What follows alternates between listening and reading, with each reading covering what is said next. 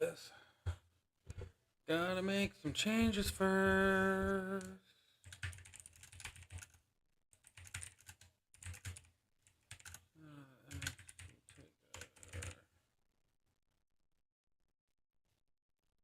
Okay, now we should be live now. So, what's going on, everybody? If you're watching this after we've been live, this is basically going to be a boss battle live stream. So, I'm going to be going for a little bit longer, and I think I'm going to try and help carry for at least the next 2.5 hours. See if I can get myself set up with a team. I'm going to be a shield breaker today, so that'll actually help me be able to tell you guys how to do this.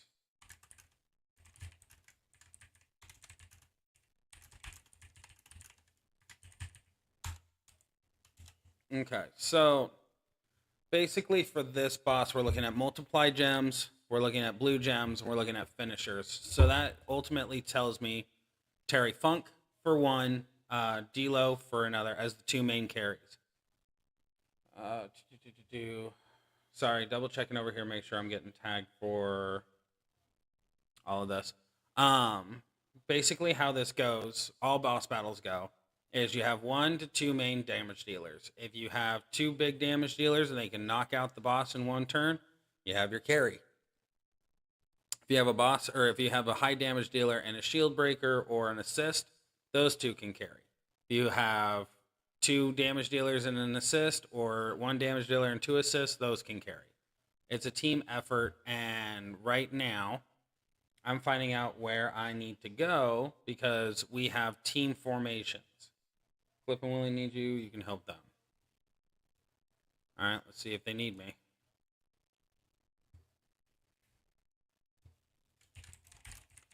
You guys need the shield break? Question mark.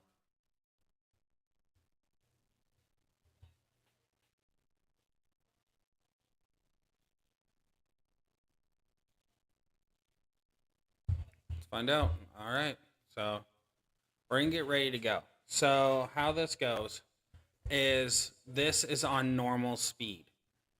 Okay? And ultimately at normal speed is 1 times, whereas on the showdown tours and feuds and stuff like that, it's 1.25.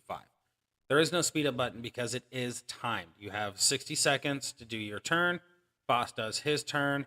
I forgot to put on my flippin' MP trainer, so I'm going to need to change that. So hopefully these guys are actually turn 1ing this. If they are, I don't need to be a part of it. All I'm doing is taking up a spot for somebody else to do their milestones. In boss battle, you have a level cap. Right now it's level 23. You are required to have a 6-star silver in that slot. So if you have the carrier, but they're not 6-star silver, you can't exactly help. And that's kind of a pain in the butt, to be rightfully honest with you. I wish it was a little different, but it used to be. Now it's gotten a little bit more severe. So it looks to me like these guys, depending on the board and everything else, they should be able to clear turn 1 every single time. So I don't think they're going to need my help, ultimately.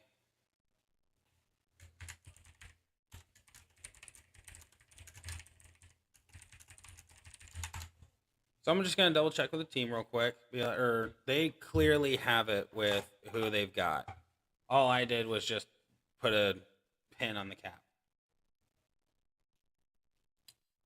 So clearly they're okay. They increased the health of the boss on this one. Proceeding forward is probably going to be the same exact thing. But the boss now is 2 billion health. I don't understand why that's a thing, but hey, they're making it more challenging, and that's what matters.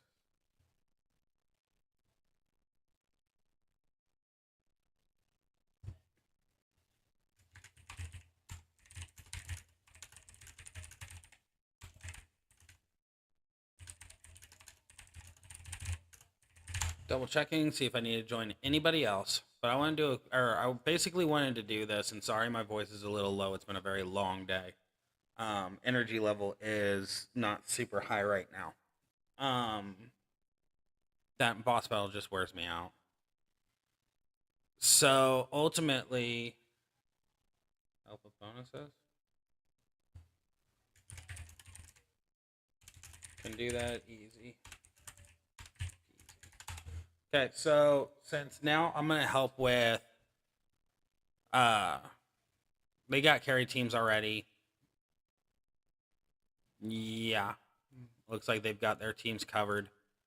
For right at this moment. So what I'm gonna wind up doing is I'm gonna see if I have one of the carriers on this side. I do not.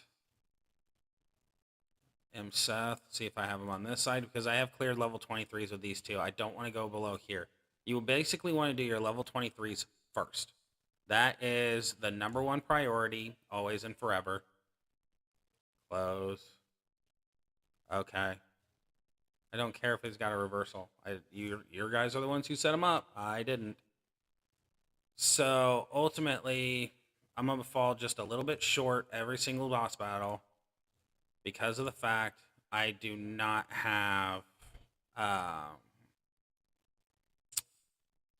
Santa Hogan at 17k. So none of the perks, none of that stuff works for this or for boss battle at all. It just doesn't. Boss battle is normal all the way. I should have unlocked your belt fully when I got all the shards. I don't know why I didn't. I'm special. I'm sorry. I have let you down in a big way, and I apologize for that. Move that over there because that's a lot more important than black. Terry is definitely one of my favorites. He is a big one for this boss battle, and he's going to be on 6-star silver for me soon enough. Let's see here. All right. We're just going to hop in with people and carry to the best of our abilities. That's really what it comes down to. Essentially, you have your carry teams who are 6-star silver. If your faction is coordinated enough and communicate on a very solid basis, like regularly, then you should be able to come up with at least 2 to 3, maybe even 4 carry teams, depending on the size of your factions rosters, depending on who spends more, stuff like that. It's all variables. There are certain teams that don't have 6-star silvers right now because they're new. Every single level is limited. There are bonuses and stuff like that to increase your rewards and everything else. It's like all the other events that we have in this flipping game. And I am going to be super slow for this one because I do not have a single blue match and I didn't bring the right props. Props are a very big thing in boss battle. They help out substantially. I really wish I had Santa Hogan. If I had Santa Hogan at 17k, I'd be sitting a little bit prettier. Basically, right now, I'm just trying to get to a freaking blue match. And it's not looking very promising. I'm going to drag this out. Nobody is in here. Okay, everybody's just gone. All right, well, that's clearly a thing. So, at least I want to do some damage. That's all that matters, really. I'm kind of beating myself up right now that I didn't do...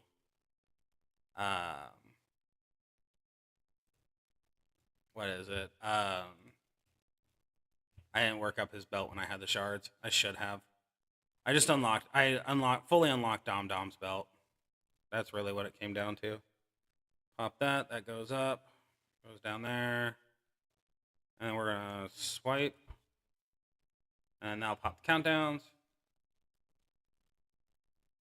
I should one shot. It's only a level 12.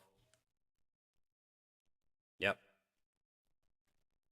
Every single one of them disconnected. I'm the only one who fought that. So that works. I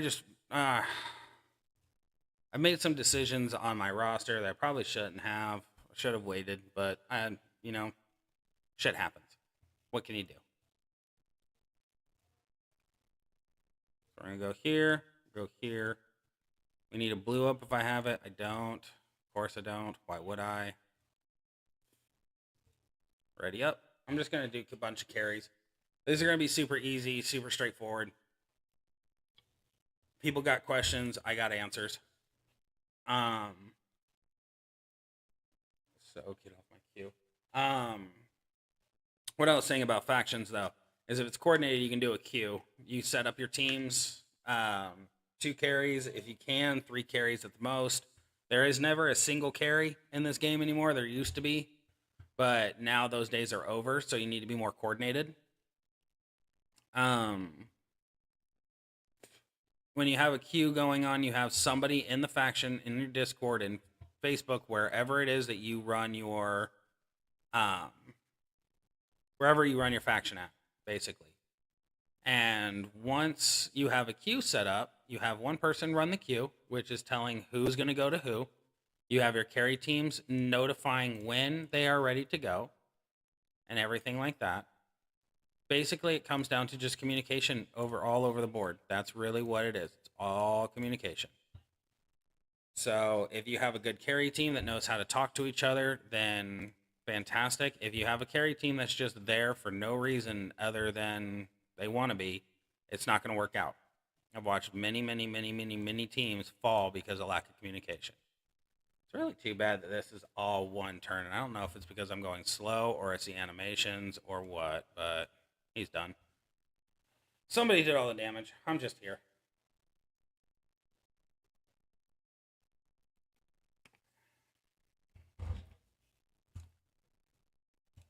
I'm just here for shits and giggles, people.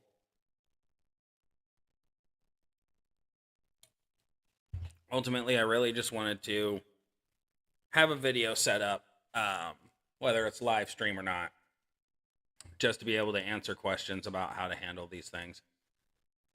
Because they can get quite overwhelming. I'm going to switch off Matt. Matt doesn't help me. Move charge. Let's go with Luger. Yeah, Luger's going to be my best bet. It's only going to be a 6, but hey, 6 is better than nothing. Really wish I could join this, but it's 6-star required. Actually, is D-Lo in this too?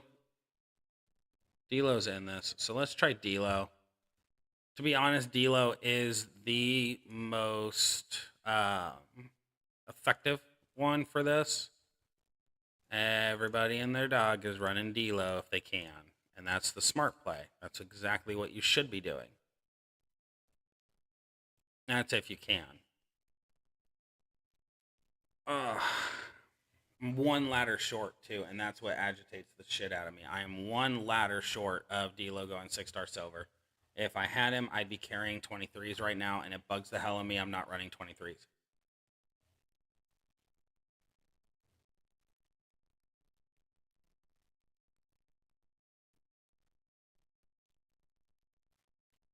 I'm just basically here just watching chat, or watching Discord, honestly. Somebody's going to pop up. Somebody's going to want help.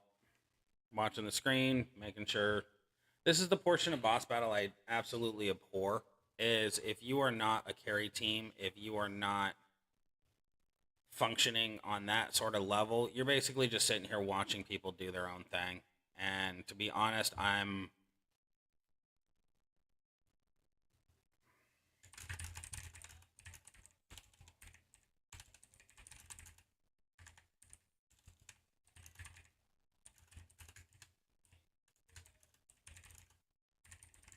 No.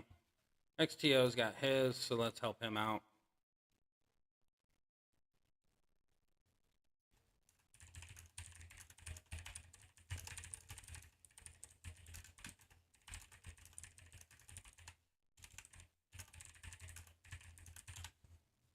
Putting it out there that I'm going to be running 20s and stuff like that. So here's the thing. When the cap was level 20, the bonus, or you could run bonus after bonus after bonus after bonus and carry your teams and everything like that, and you'd actually max the event pretty easily. Now, level 20 is 3 levels short of the cap, so people are carrying left and right and center on 23s and not getting the bonuses. So right now, since I can't help, basically what I'm gonna do is just run the bonus cards for people, and then I'll do level 20s until I can't run level 20s anymore. I guess that's just kind of irony. Such irony. Hit it. Na na na na na na na na na na na na na na na. Yeah, man. Oh, I want to figure out how to make D'Lo faster. So I'm ultimately waiting for a ultimate plate for him. I'm gonna be trying for an ultimate belt for Triple H. Once I have Hall of Fame Triple H with a belt, then or with an ultimate belt, then I'm putting the Piper plate on him with the Triple H plate. So he'll be my main. He'll be my main guy, and that should go rather swimmingly, to be honest with you. And once that's all said and done, I'm going to be putting, once this month is over, I'm putting Judgment Day plate onto, what's his face? Flippin'. I can't think of his name right now. Oh, Sheamus. That's what I'm going to be putting it on. I'll put it on Sheamus. Judgment Day plate's going on Sheamus. Sheamus just went 6-star silver. So my main carry or my main feud lineup, I am looking at just needing a tech and an acro, really. That's ultimately where yeah, those are the last two I need for 6-star silvers. Sorry, energy level is just so low. It's just been a very long day. I really wanted to carry with all this, and I just fell a little short, and it bothers me. I used my last prop, I guess. What the fuck else am I gonna do? I'm literally one card short of the new bonus thing that they have going on, and that's bothersome to an extent. I've been searching for Trick Ricochet for 72 million. Okay, cool. Well, apparently, Undertaker with Titan plate is really freaking strong for this. Like, there's at a point right now where I don't even see the point in me being in these freaking carry lobbies or the bonus lobbies because I'm slow. I have my rotations and I literally don't have any more props. Oh, crap baskets. Ugh.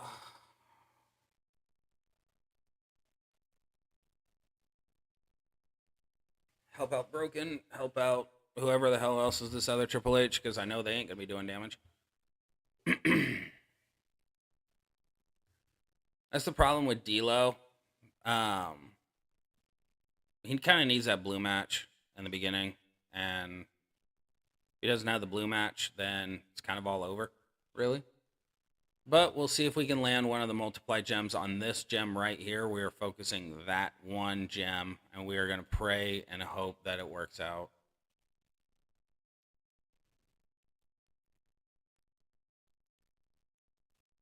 Get on there. Oh, of course. Of course. Because why not, right? Why not? I ain't going to be able to do anything here. Like, I don't have an MP plate on him. He needs an MP plate. There we go. Let's see if we can do something with this. I think it's going to take too long. I don't see any other matches. Come on. Okay, I'm watching the timer closely. There we go. We got him. He's done. Smack that ass.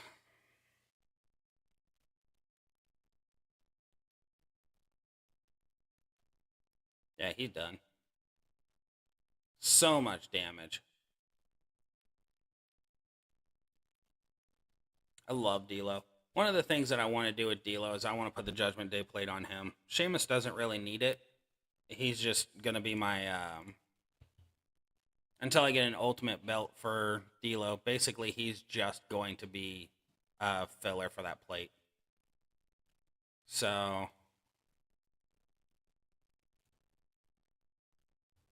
I'm kind of torn right now. I don't really know which one felt the best, D'Lo or Funk. I feel like D'Lo did quite a bit because it's a finisher. But at the same end of that stick, I really feel like it was the swiping that kind of killed it off for me.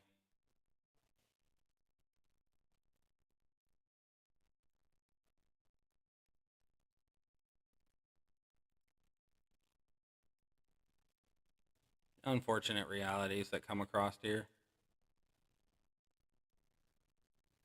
So you know what? This is just what I'm gonna do. Everybody's in the middle of doing their stuff. I'm not even freaking carry at this point. I'm just a nuisance. So essentially what I want to do here is I'm gonna run the tours real quick, get the tours locked out of the way.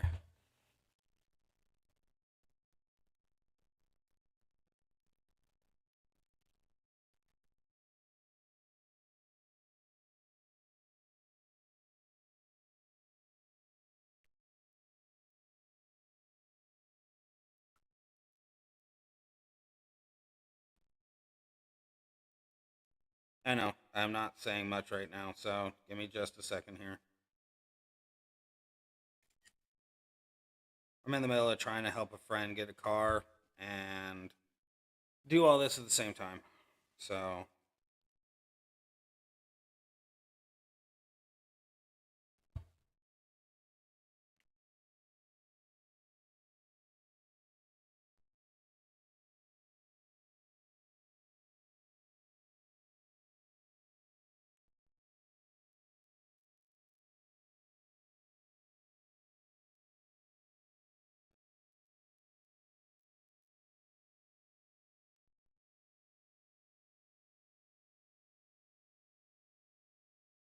okay, now we're back. Let's go and try and clear some milestones real quick for the Hall of Fame tour. I want to at least try for the belt on stream. So right now I have literally nothing on him because I hate this freaking belt. But I do have the Triple H plate on him, which is really ultimately what matters. So let's go there. Fantastic. This is the way I run him. I want that Piper's plate off of Apollo so much. That was a mistake I really wish I hadn't made. But I'm looking at chat right now. No one's needing me. So, is what it is. Am I right? Of course I'm right. It's me.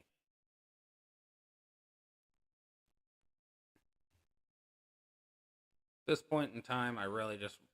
this is the second boss battle in a row I have not been able to help with, and it's so bothersome.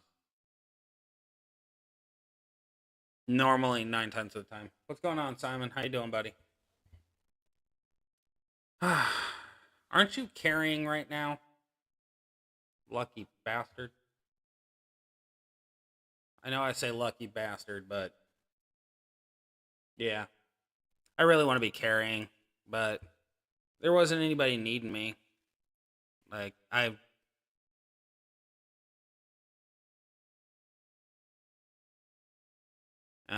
course, every boss battle, people just go random jumpy jump because, well, they don't look at Discord.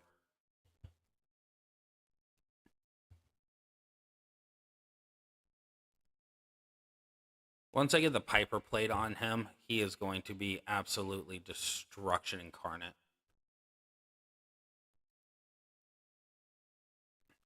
That's 600% right there. That's 600% popping and then popping again. So silly. He'll most likely take over for Mutant Seth and in the role of Powerhouse, to be honest. Once he's overpowered. Not carrying right now. I was at my mom's house watching Star Wars. Lucky. I love Star Wars.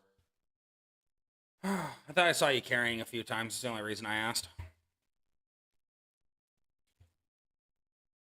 If you're down for carries and stuff like that, I can tell Sissa, and I can be your shield breaker because I know you have D'Lo at 6-star silver. I tried him out. I wasn't really impressed, or I wasn't too excited about his speed. It seemed like if I didn't have a blue match at the beginning of it to activate that finisher, it just seemed to kind of flounder. Definitely need props for it, like a lot of props. And of course, you're gonna.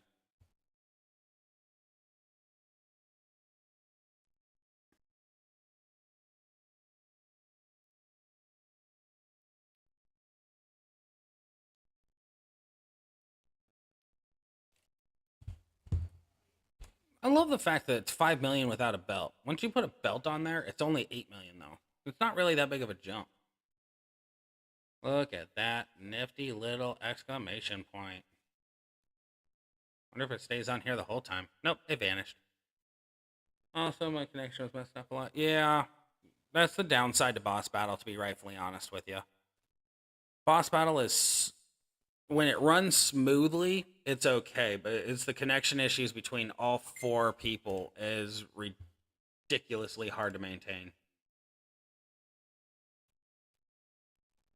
I wish it wasn't that hard to deal with, honestly. But they are doing a um, multiple person link technically. So really, it makes perfect sense as to why it messes up all the time. It's just frustrating because you're in the middle of trying to focus, and then it happens, and you're on a timer, and it just gets obnoxiously boring after a while. You're not gonna kick out, bro. Nice try though, and that is without medals. Gotta love the Triple H plate on Triple H. Makes the most difference.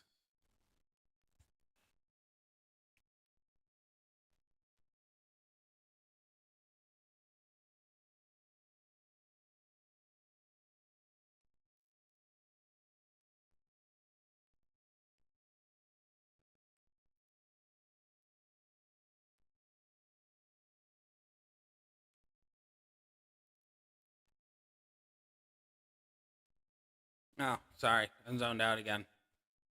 Fucked up thing is I haven't even hit my pin yet. How's your talent up? I maxed mine and it was rough. I'm not maxing it, bro. I got to the 400 million. I got to the belt. I got to the original cap, but I don't see the point in wasting all my resources trying to get 4 different moments. That there's a strong possibility, especially with the way RNG has been in my favor as of late, that I'm not going to hit jack squat, and I'm just going to wind up with a bunch of moments points, and I don't want that. I'm not trying to be pessimistic with it, but let's be honest, 99% of the time, if you have a majority of the stuff and you're only missing a handful, you're not really going to get much. And I did technically just get 2 new moments in the last 2 flash feuds, so I don't like my chances. Really? Did you wind up with new moments? I got lucky with the moments. I got 3 new ones. Fuck yeah, bro. I think the only real moments I want are the Judgment Day moments. I have one of them. I want the other one. And then I think there's like 2 others I want for later on. Ah, yeah, see, that's a bummer. When you're going for just one, that's just kind of the shot in the dark. You don't know what's going to come of it. And RNG, I don't know. I feel like this month, I feel like they got a lot easier with their polls and stuff. Yeah, that makes sense. So I don't know if you did any polls out of the new month thing. I did 3-7 polls. I got 5-star bronze Walter 6 times. 21 polls, 6 of them were 5-star bronze Walter. However, I did buy the pack with 5-star bronze Butch, and I did get Tech Damien. So, can't be too upset. I mean, new's new, and I needed Damien. So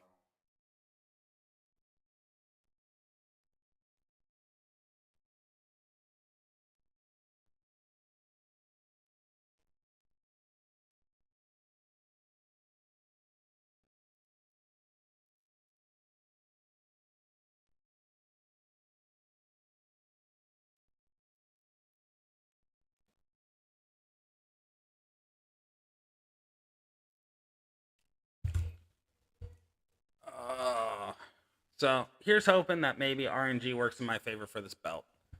I just want a belt for Triple H. Honestly, if I can get a gym damage belt, that would be ideal. But I also know where I'm sitting at, so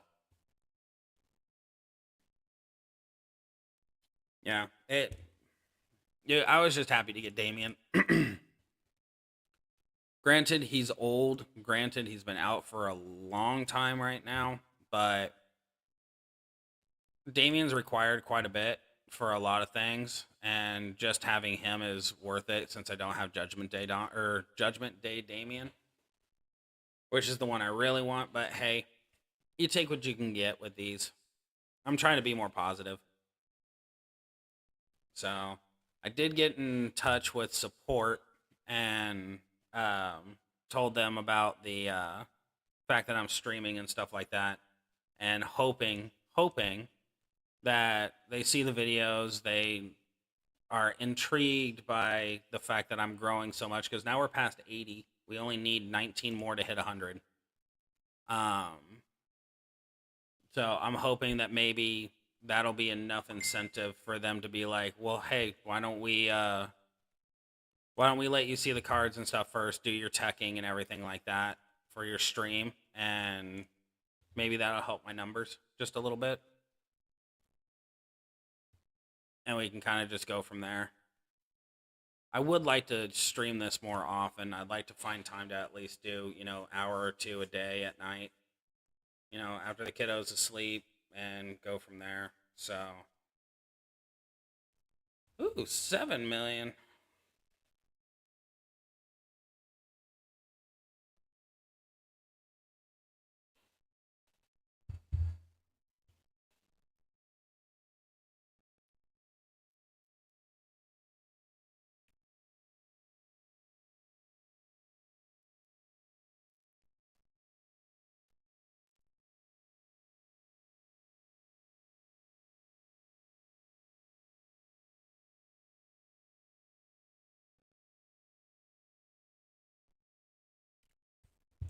Uh, that was easy. Well, the question is actually now, I have silver. What's your other boost? Oh, submissions do 100% more damage. Okay. Not as enthused about that as I thought. What's going on, Marco? How you doing, buddy? I'm just running tours right now until something happens. Like, if I get tagged in chat that I need to help somebody, then I'll happily help them. But I was getting on here hoping I was still going, but oh well. I'm a little mad at myself because I thought during the flash feuds I got nothing good for straps. Then I checked and got a 60% gem strap. Ooh, now I'm out of striker tokens. Hey, at least you have it, bro. That's the point. It's the same thing with me and what the hell? The Judgment Day plate on Sheamus. I put the freaking Piper plate onto Apollo, knowing full well that I needed to put that crap on Sheamus when he went 6-star silver. But my stupid ass went, well, let's try it on Apollo and use the last bit of plate parts I've got and put it on Apollo, and I'm not happy with Apollo. Apollo's strictly at this point 6-star bronze for me for his trainer ability. That's it. Marco, grinding keys is such a fun time. I probably should do that myself, but I'm going to wait till the infinite hits. Unless it's going on right now, then I need to do it, but I usually just wait till the infinite hits, and then I sit back in my chair and I just auto clear with Godfather. He impressed me quite a bit this last Flash feud, so I'm not too upset about the showboat attitude being him. Not as much as what I was. He's just not hitting the numbers that I like. He's underwhelming for me. That's really what it comes down to. I know that the reason why he's underwhelming for me is the fact that he needs Xavier and Kofi for the plate to trigger twice and him to do mass damage. But the problem is Xavier is exclusive to Rocky 76 for all my feuds. And since I have IOW Triple H at max trainer for 50%, I don't see the point in not running Rocky. Rocky is my most reliable striker. So I know for a fact I'll sweep every 6-star silver with him, so I don't see the point in using somebody else. I do like Terry, but until I have Terry at 6-star silver, Rocky's my go-to. I love Sheamus. Give me a second. I'll see if I can do a damage calc on him.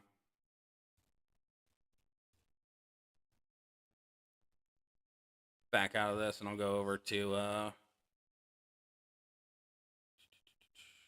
see here. Wonder if I can run Sheamus on this real quick. Let's see. Nope, it's all Hall of Fame. I'll have to do a thing on him. I absolutely adore Sheamus. Yeah, you have an affiliation on him. Yeah, if I had an affiliation belt on him, I would be more than happy to run Apollo the way Apollo needs to be ran. But even still, even if I did have that on him, I would probably be using him somewhere else. Get it, 6-star bronze. Yeah. So that's what I was told his numbers were, and that's the only real reason why I gave in to the temptation. But once I did it and realized just where my fuckery was going to be at, that's kind of where I went, this was a mistake. Like, I know his value. I know he's worth it. But in all, I'm just... I don't know. I guess I'm just underwhelmed, really, with him. I'm sure there's some way that I can run him to make him a little bit more effective and everything else. It could have just been the way I ran him that feud.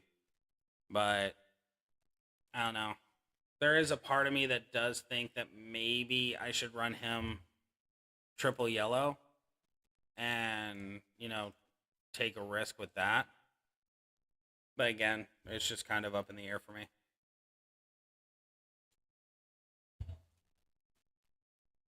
I'm sure this first feud and everything in the month, I'm sure he'll be different. Yeah. See, that was my deal is I knew that I was going to get a certain number of medallions. I knew I was going to wind up with 10 one way or another. Luckily, I wound up with 13. So 13 gave me the tokens for Sheamus because I'd never get freaking chairs. So it was either Sheamus or it was Tex Steiner, and ultimately I went with Sheamus because I had everything else but that.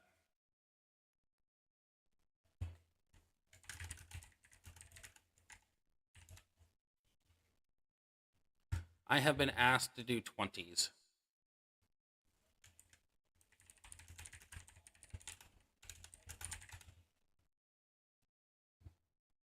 By Senor Magique.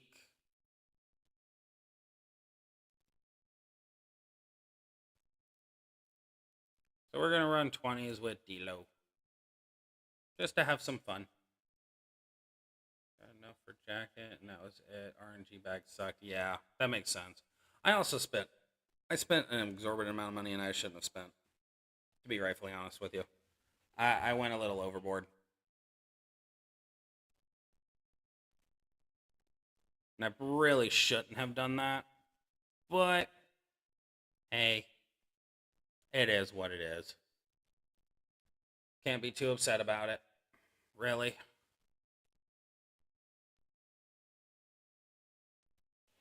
Well, Simon, Marco, if either one of you want to grind some 20s with us I got probably about another half hour on here. Today just kind of beat me down a little too much. Just kind of feel like absolute dog shit right now. Mentally and physically, I'm just beaten today. It's been such a long day.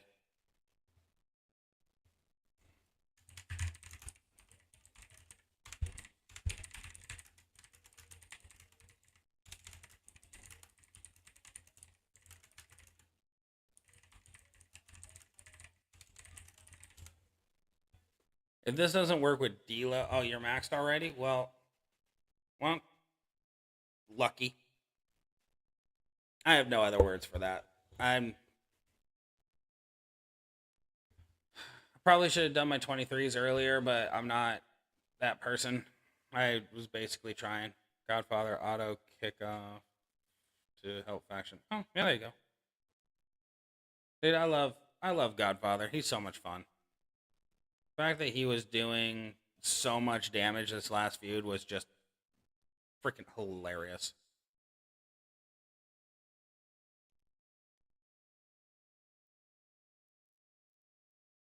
Do do do do do. And this is the other problem with boss battles. We all just kind of sit here twiddling our fingers. Yep. Find my friend a freaking rental car. Don't have the money for. Shouldn't have bought what I did on the game. I'd have enough money left over right now. I could actually help people instead of helping a game. Oh, come on. There we go. Yeah. I have $70 left over if I help. And it's just for a week. It's ridiculous. Almost $1,000 to rent a car for a week. And I don't even know if she'd be able to rent it.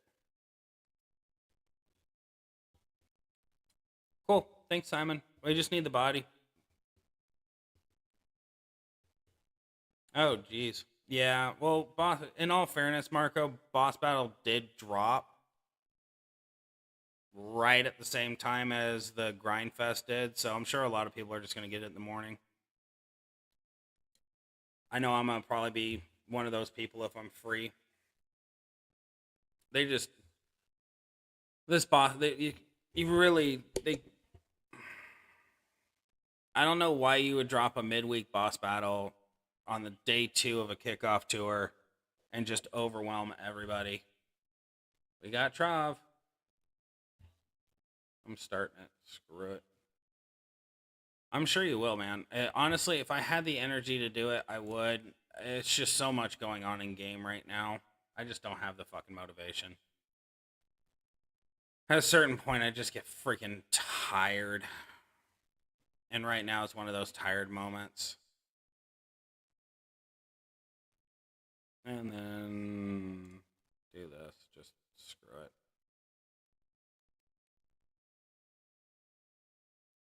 No, it actually doesn't take a lot of time, actually. 23 seconds? It's not bad. Could actually be a whole hell of a lot worse. Need a good build for Finn for this. Oh, dude, check out my Finn video. Personally, I go for double purple and stun. So ultimately what you do is you get your purple MP trainer, you do Matu Ray if you have him, and then you do Razor or Zombie Drew if they're at trainer cap. And you lay down your Snowfall gems at the top. You do the blue to match them to break them down. Hit the stun move, and then swipe so that way the countdown gems go off, and you should be able to do all this turn 1. That allows all the countdown gems to go off, fill up the whole board with purple, and then in the turn they're stunned for the next turn. So that way you can just do it again. You just do it over and over and over again. But there are certain people that do prefer the triple yellow. Triple yellow is pretty good too. You lay your countdowns first, you lay the countdown gems first, and then you do. I want to go with Terry real quick. Terry. Where you at, Funky? You lay your countdowns, and then you do your gem generate, or you do your submission, and then you do countdowns again, and then finisher. I can get away with that yellow, always lose protect gems. Yeah, well, you're going to lose protect gems on the first initial, that's for sure. That goes without saying. Ultimately, what it comes down to is the second turn. The second turn is where you're going to have the most effectiveness off the finisher. My opinion. That's just strictly from what I have seen. There's people that swear by it. They swear by the triple yellow because of the submission, but it all comes down to timing, luck. Basically, you are lining yourself up to only have 3 rows that the submission gems fall on, so there's a strong chance you'll blow up your own submission gems, and that will basically throw you off a little bit. So it all comes down to the luck with the triple yellow. The purple I find is just more effective. You can also do triple purple. A lot of people do triple purple. I just prefer having the stun, because that's always my play style. If I can stun you, I'm going to stun you. If I can do... oh, my Lanta. You know what I just realized? I have drip plate on Rocky 76. And this is a multiplied boss. I'm trying Rocky 76 real quick after this. I'm wondering if he'll work. I'm sure he will. I don't see why he wouldn't.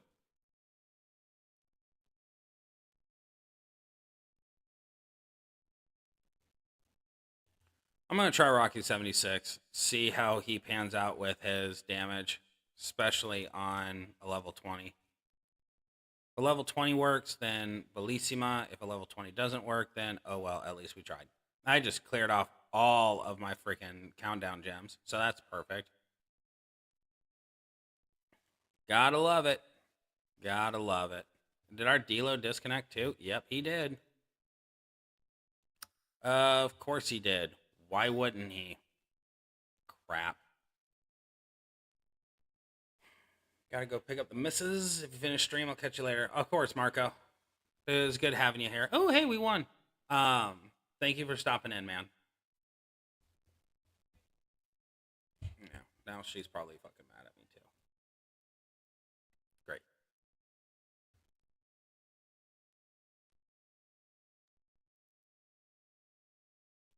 Okay. Now, real quick, I want to see. I think Rocky is in this one. Nope, he is not. Screw off.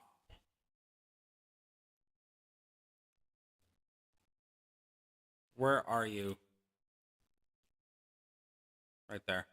Fantastic. I can actually do this. Ooh. Okay, and we are set. Okay. Okay. Okay. I see this going in a very positive fashion. Did you hit the notification bell, and did you turn on notifications for YouTube? Yeah, to do both of those, Marco. If you do a level 20 with Rocky, I can join. Dude, do it. I want to try this 20. I want to see what damage he does. I don't think he's going to be nearly as good as everything else, but I think I can get through to the finisher. I'm going to try this. If this works, I'm going to be so freaking happy. If it works, I can help with level 23s. I completely forgot I have drip plate on Rocky. And drip with Rocky is ridiculously strong.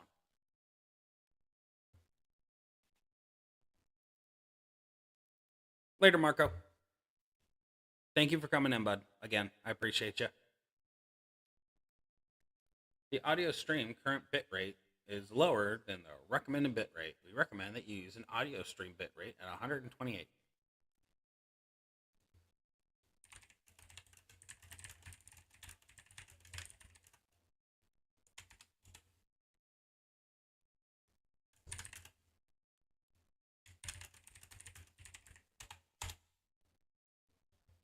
I think we can do this. Hey, Simon, is Titan Plate on your Hall of Fame taker?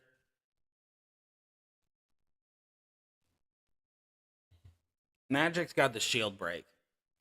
So that's what matters there. I'm just hoping beyond hope that this works out the way I think it's going to work out. The problem is it could be a little slow.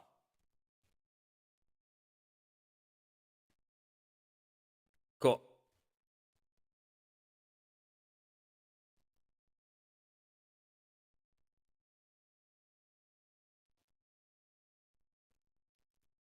Come on.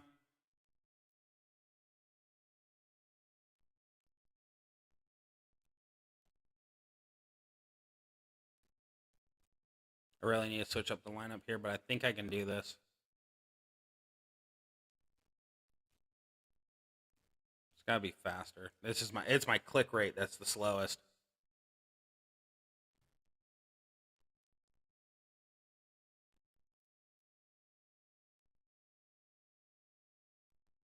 Nah, didn't do nearly as much as I was hoping.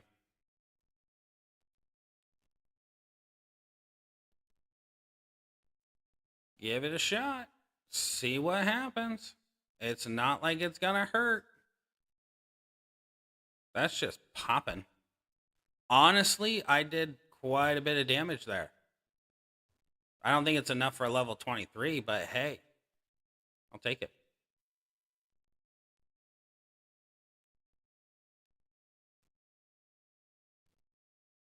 I just wanted to have some fun with it. If this worked, it worked. If it didn't, it didn't. If it was black gems instead of blue gems, oh my Lanta, we would be cooking with fire.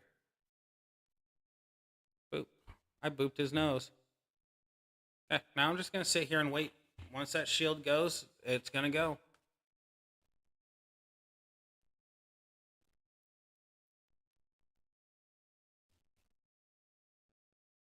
How much are these doing? 17 mil. Nice.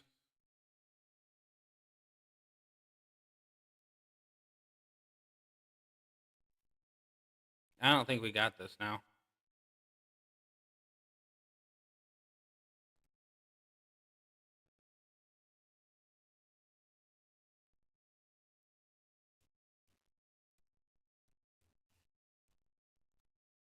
Nope, I fucked up. God damn it. Okay, well,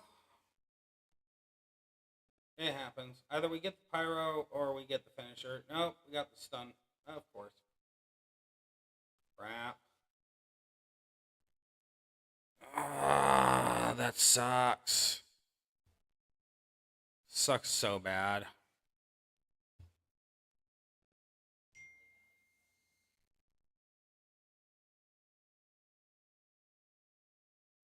Simon, you're gonna have to win this one for us, dude. This failed miserably for me. If I had been able to hit that when I needed to hit it, it would have been just fine. What?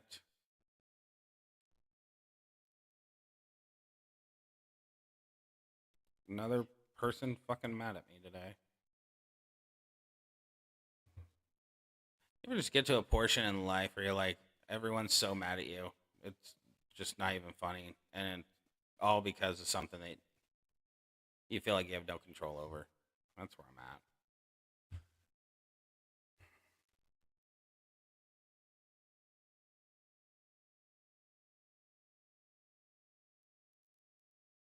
No, I'm gonna put it on my card.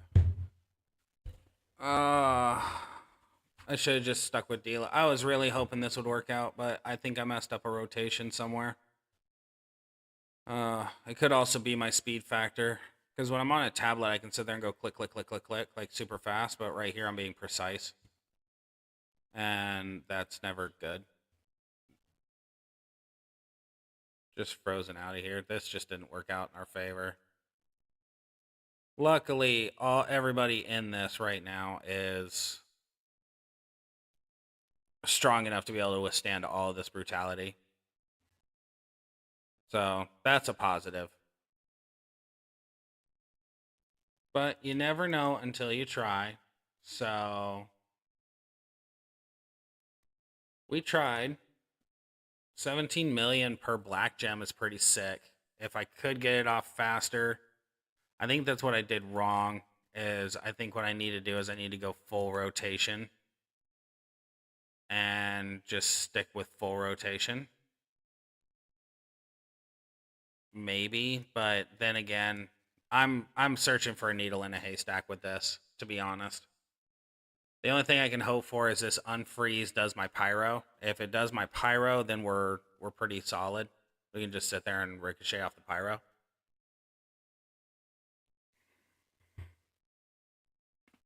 Oh, cracking my neck like crazy now.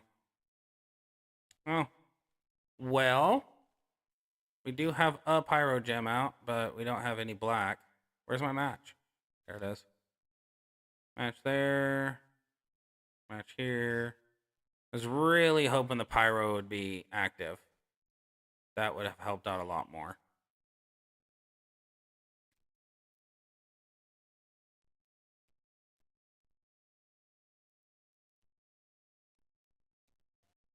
Okay, now we should be able to hit this and start really rebuilding here. The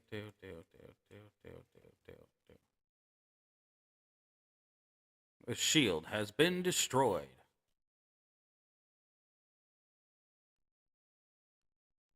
And then a shield's gonna pop up next turn, and I don't got any sort of matches here. I am flounder. I am the reason right now that we are failing this horribly. That's just a fact. This is my fault. I didn't bring a damage dealer the way I thought I did, and be honest, I screwed it up. I'd really like to try it again, but animation time. Animation time's my problem.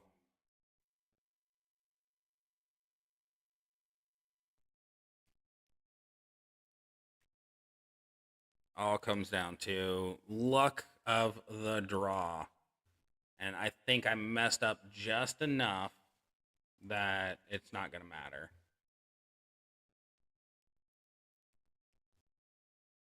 Definitely messed up too much. So, try this. See if I can just help break blacks or break reds. That freeze. Just doesn't do what I would hope it would do. That's okay. That's okay though. That is okay. Because what we can do next turn is I can throw up Sheamus. I'll do Sheamus next turn. Or next match. Hopefully if we get another match. I'll hold. See if I can get the pyro to be unfrozen. It's the pyro right now that needs to be unfrozen. That's just a certainty.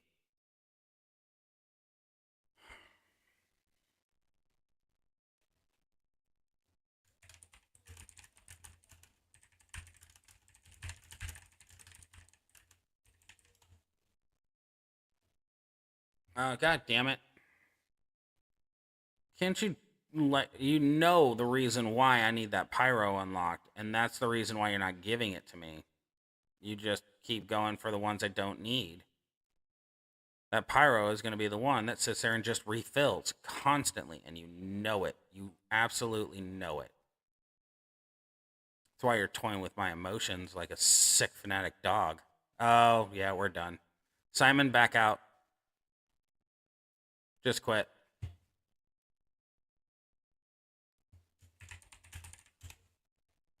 There is no point in that.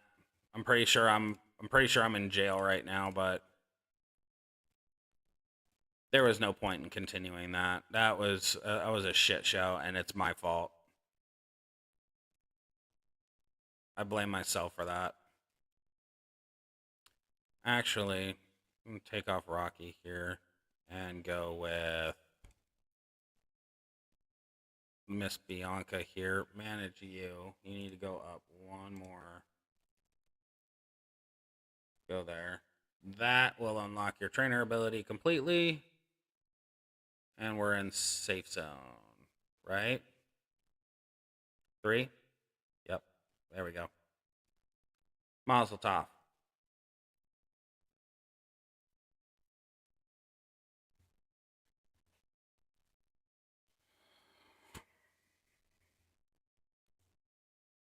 No, but I was hoping it'd go a lot better than that. I got 5 minutes to wait now.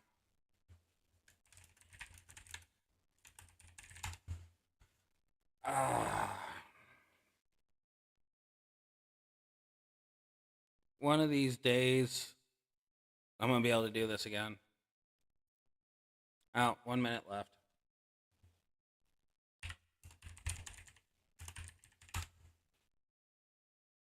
One minute left and I can get back in there.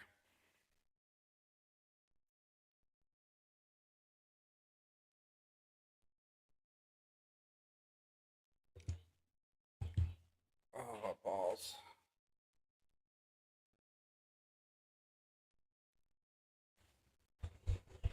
Uh, See, the thing with Sheamus is Sheamus breaks that shield really fast.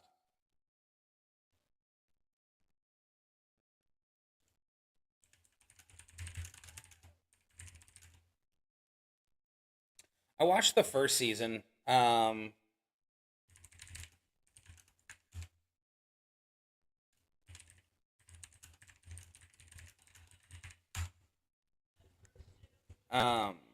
what is it? The guy or the variation of the Flash, it made the most sense to me because that is realistically what would happen. Is he is going so fast that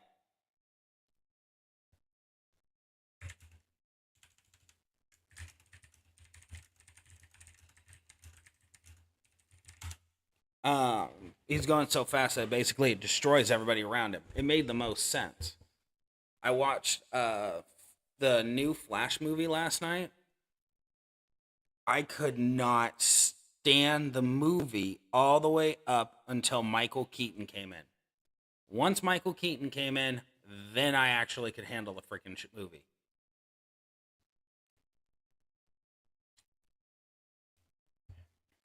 Like that was the problem. Like once Michael Keaton hopped on, I'm like, okay, now I'm invested because now it's gotten serious. Now I can take everything being said seriously.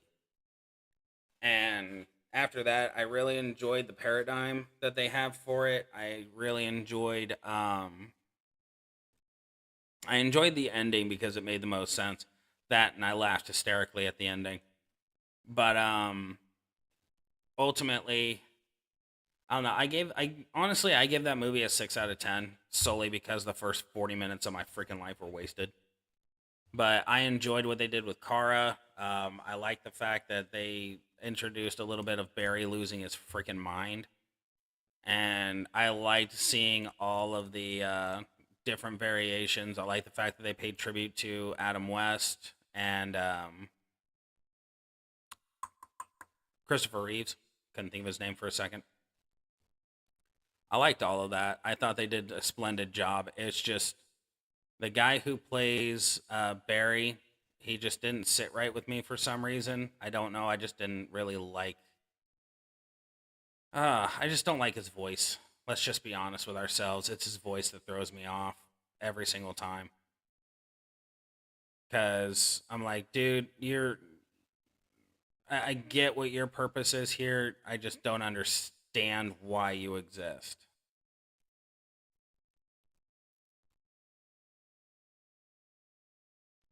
Pop it, lock it, drop it all out.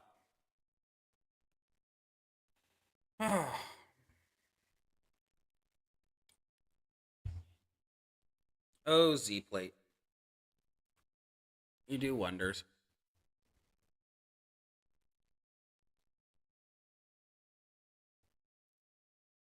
I also think it's really hilarious that they didn't do it, or they did it blue gems instead of red gems. Because I think they knew if they went with red gems, everybody and their dog would go for KO, and it'd be too easy. That's my thoughts.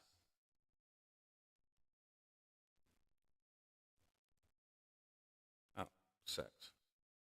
Come on, dude.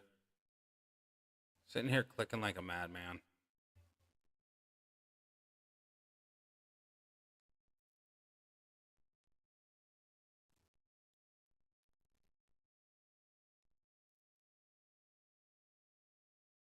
Yep. Every time. There we go. Everybody wins because Sheamus didn't do shit.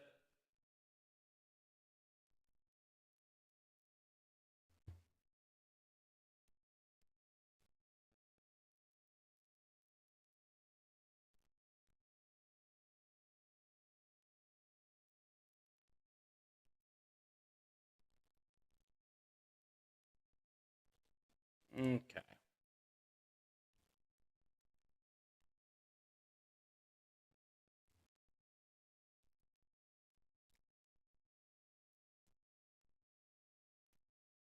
Okay. So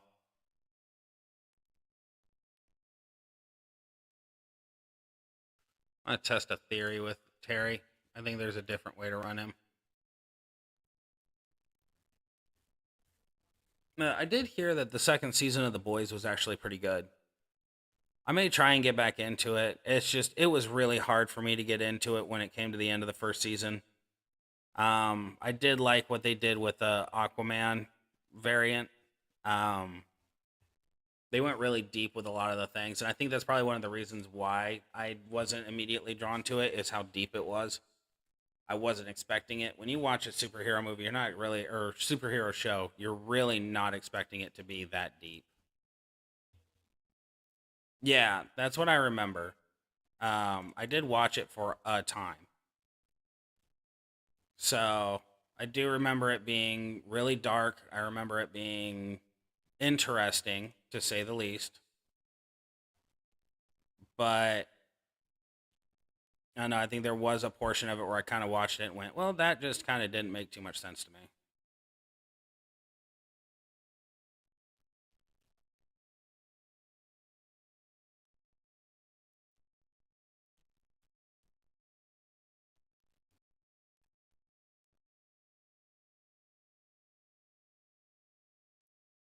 Interesting.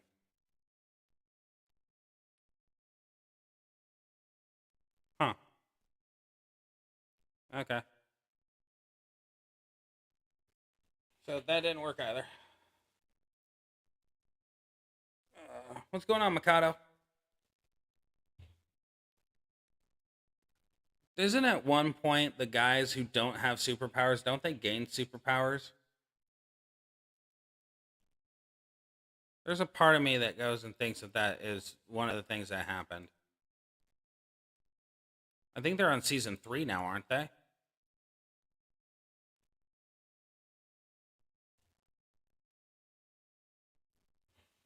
I think they're on episode or season 3. I don't know. I do know that they have the boys in like 4 different video games right now. Yeah. See, I thought that's what happened.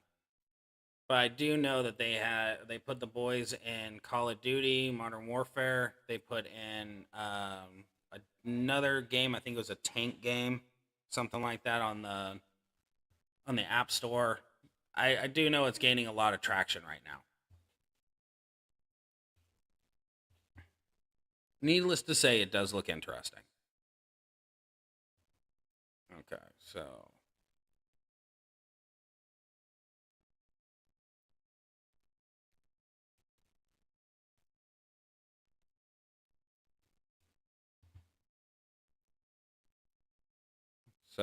Okay, so hold on a second. I'm gonna read that here in just a second, Mikado. Some goofy reason I thought he would hit at least halfway to 3 million consistently. He might, or it could just also be the belt too. But then again, the Hall of Famers don't hit nearly as hard as I really feel like they should.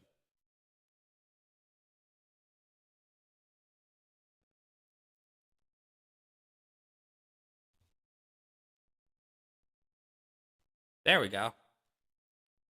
Okay, so D'Lo and freaking Terry just outright destroy turn one. If only I could take them to 6-star silver. Am I right? I'm right. All right. I got about 24 minutes. I'm going to go till about 10 o'clock my time. So I got 24 more minutes. And then I'm going to go and hit my pen quite a bit. I'm going to lay my head down and pray for sleep. Just need this day to be over with.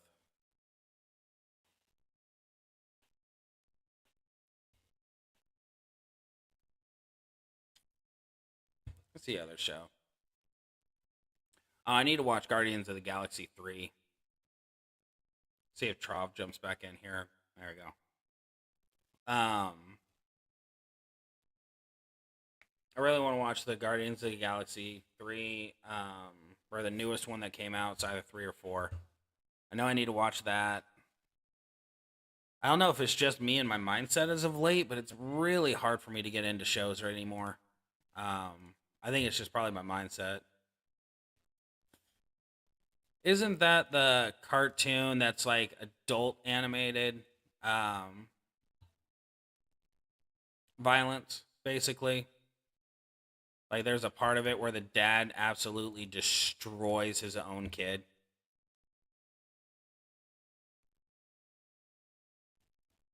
I think I remember seeing that show. It's on Amazon Prime, right?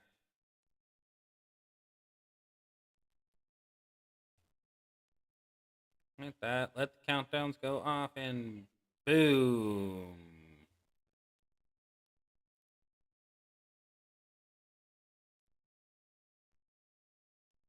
Oh, something happened with Trav.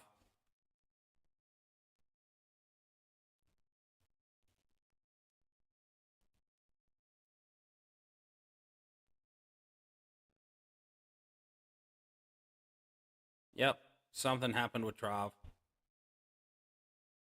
Most likely he didn't have a blue match.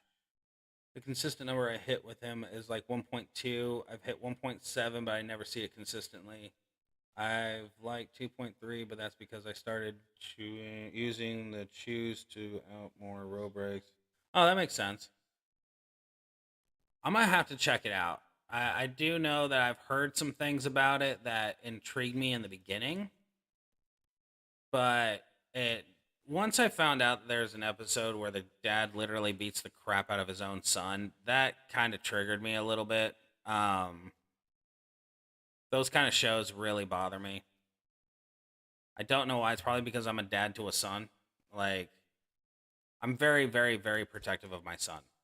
And to see an animation where they're like, well, we're just going to make sure that he looks like an asshole, it really just kind of throws me sideways. I've never been one to enjoy that kind of life.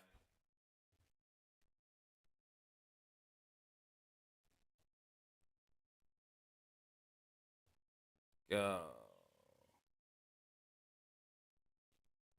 Ah, there we go. He got it. Cool.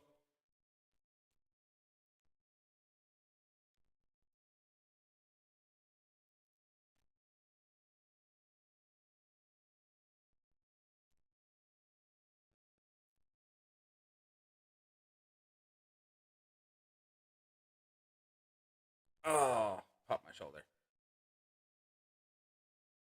I just wanted to put my name first. Is that okay, or should I take two more?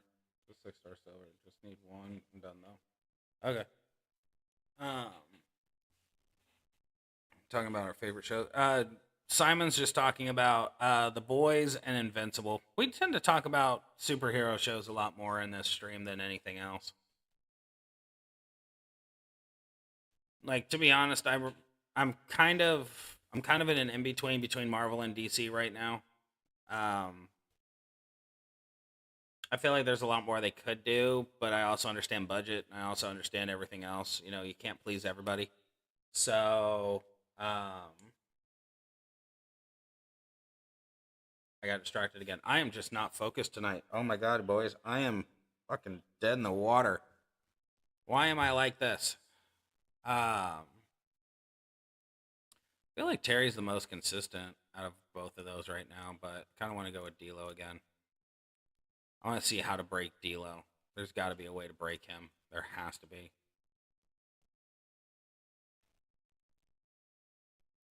Color turn, color turn, color turn, color turn, countdown. Doesn't matter.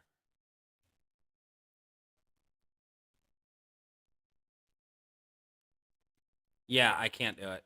I'm not. I can't. Now that you've said that and verified it for me, there's no way in hell I can watch that show.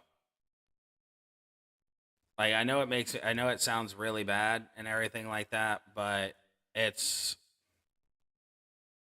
I just can't do it. I guess episode highlights on YouTube count. I end up watching like Kitchen Nightmares or some stuff. I watched a lot of Kitchen Nightmares when my son was born. Um, After he was born, I was doing mostly the what you'd consider the graveyard shift. I'd be up with him until about 4 o'clock in the morning because he needed to be fed every 3 hours and cuddle time and stuff like that. Get that bonding moment in when they're brand new to the world. So I watched Kitchen Nightmares. Watched a lot of Food Network stuff. probably a lot more than I should have, to be rightfully honest. I think that's one of the things that made me a little bit tubbier when he came into the world. But there we go. Swipe. Um, what else did I watch? I watched a lot of baking shows, like the competitions and everything where they have um, sculptures and stuff like that. Like that stuff intrigued me a lot. Do I have the time? I do not, so might as well just hit the finisher and get it over with. Um, what else was there? Watched a lot of Gordon Ramsay stuff, so Kitchen Nightmares. Watched a lot of Bobby Flay competitions as well. Do you enjoy watching curse someone out over poor food safety? Ramsay or Tafer?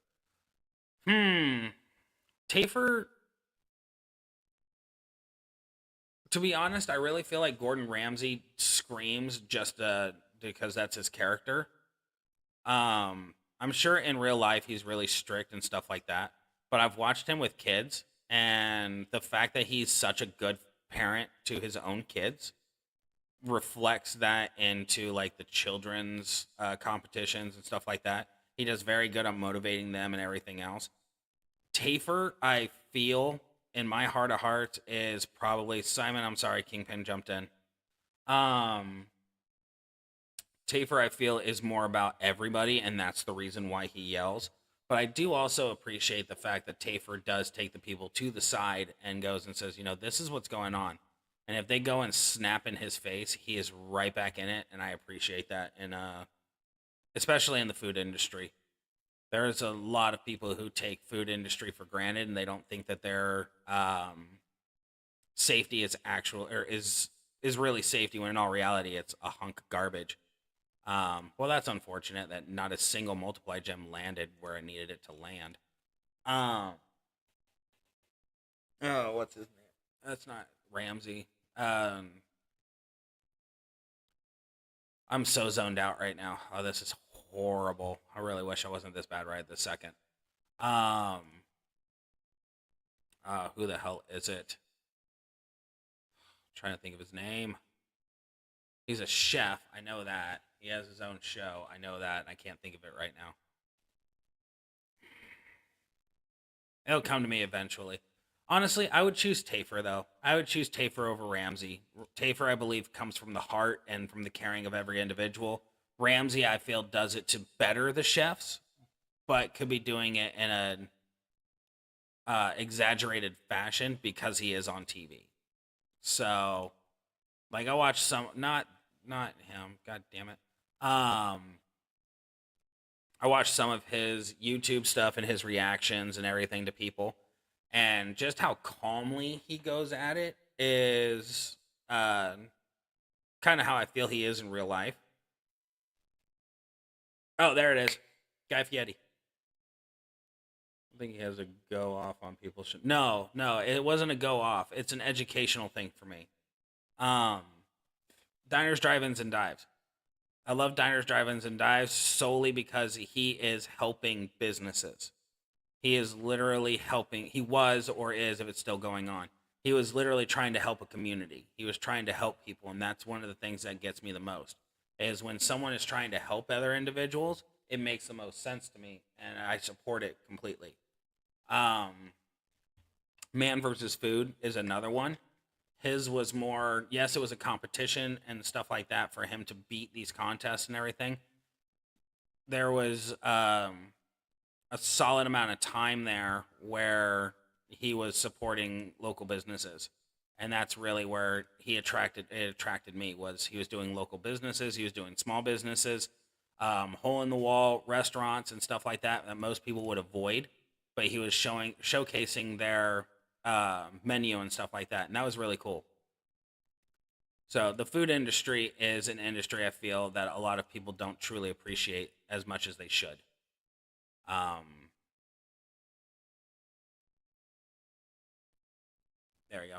A lot of people look at food industry as a in between profession, A lot of people go and do fast food and stuff like that for high school and everything like that.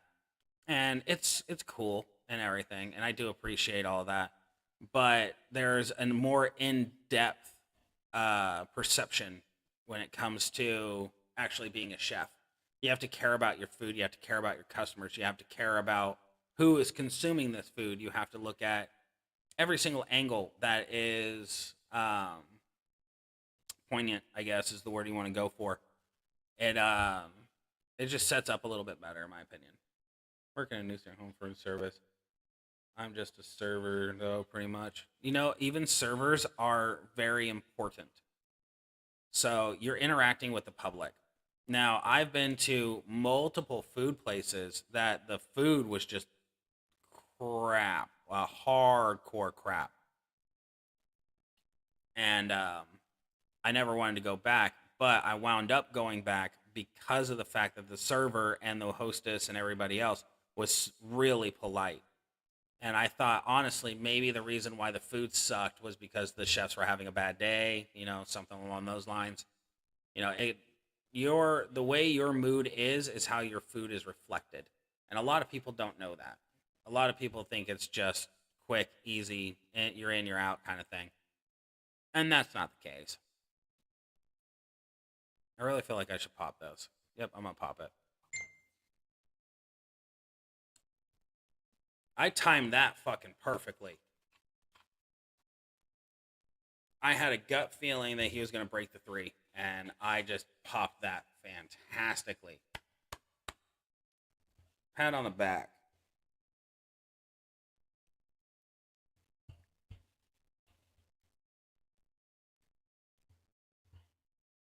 It's okay. Didn't go and say it needed you or anything like that, so. Oh, the well. Nursing home for the Ella. Food won't be the absolute greatest, but I'm sure it's less about quality of food and more making sure the residents are happy and content. Exactly. That's the thing.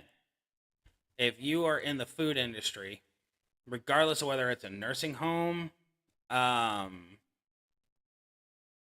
hospice, something, the food is what matters the most. Or not the food, the customer service is what matters the most. A lot of those people don't see their families anymore. Their families do not want to come around there because they don't want to see someone that they have idolized or looked up to for their entire life, frail, decaying, and being in their weakest state. So having a server, having a nurse, anybody like that that shows them some sort of compassion, it changes their perception too. A friend of mine who I'm very close with, she does home care for people who are disabled, elderly, work too much, stuff like that. She goes around and cleans their houses and stuff like that for them. And on her very first day, a guy was very abrasive towards her in the beginning. And she did her thing. She went in, she cleaned, but she was very polite. She's a very polite individual. And within just a little while, the man started talking with her more and more and more. He opened up and he became very happy about it because every other nurse or cleaner, housekeeper, whatever that showed up there was just very rude to him and didn't pay him any mind. And her demeanor towards him was the sole reason why he had a good day that day. And he requested her back because of that fact. So, customer service plays a huge role. There's a lot of times where I go into stores and if they don't have the thing I need, like 2 weeks ago, we had the heat wave come through, and I went to a store about 40 miles away from my home. Went in there to get an air conditioner, and they didn't have an air conditioner.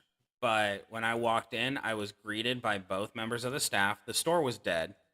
Both members of the staff greeted me. That's a big plus. I asked very nicely, where's your air conditioning units? I'm unfamiliar with your store. The gentleman immediately put a smile on his face and said, follow me, I'll show you.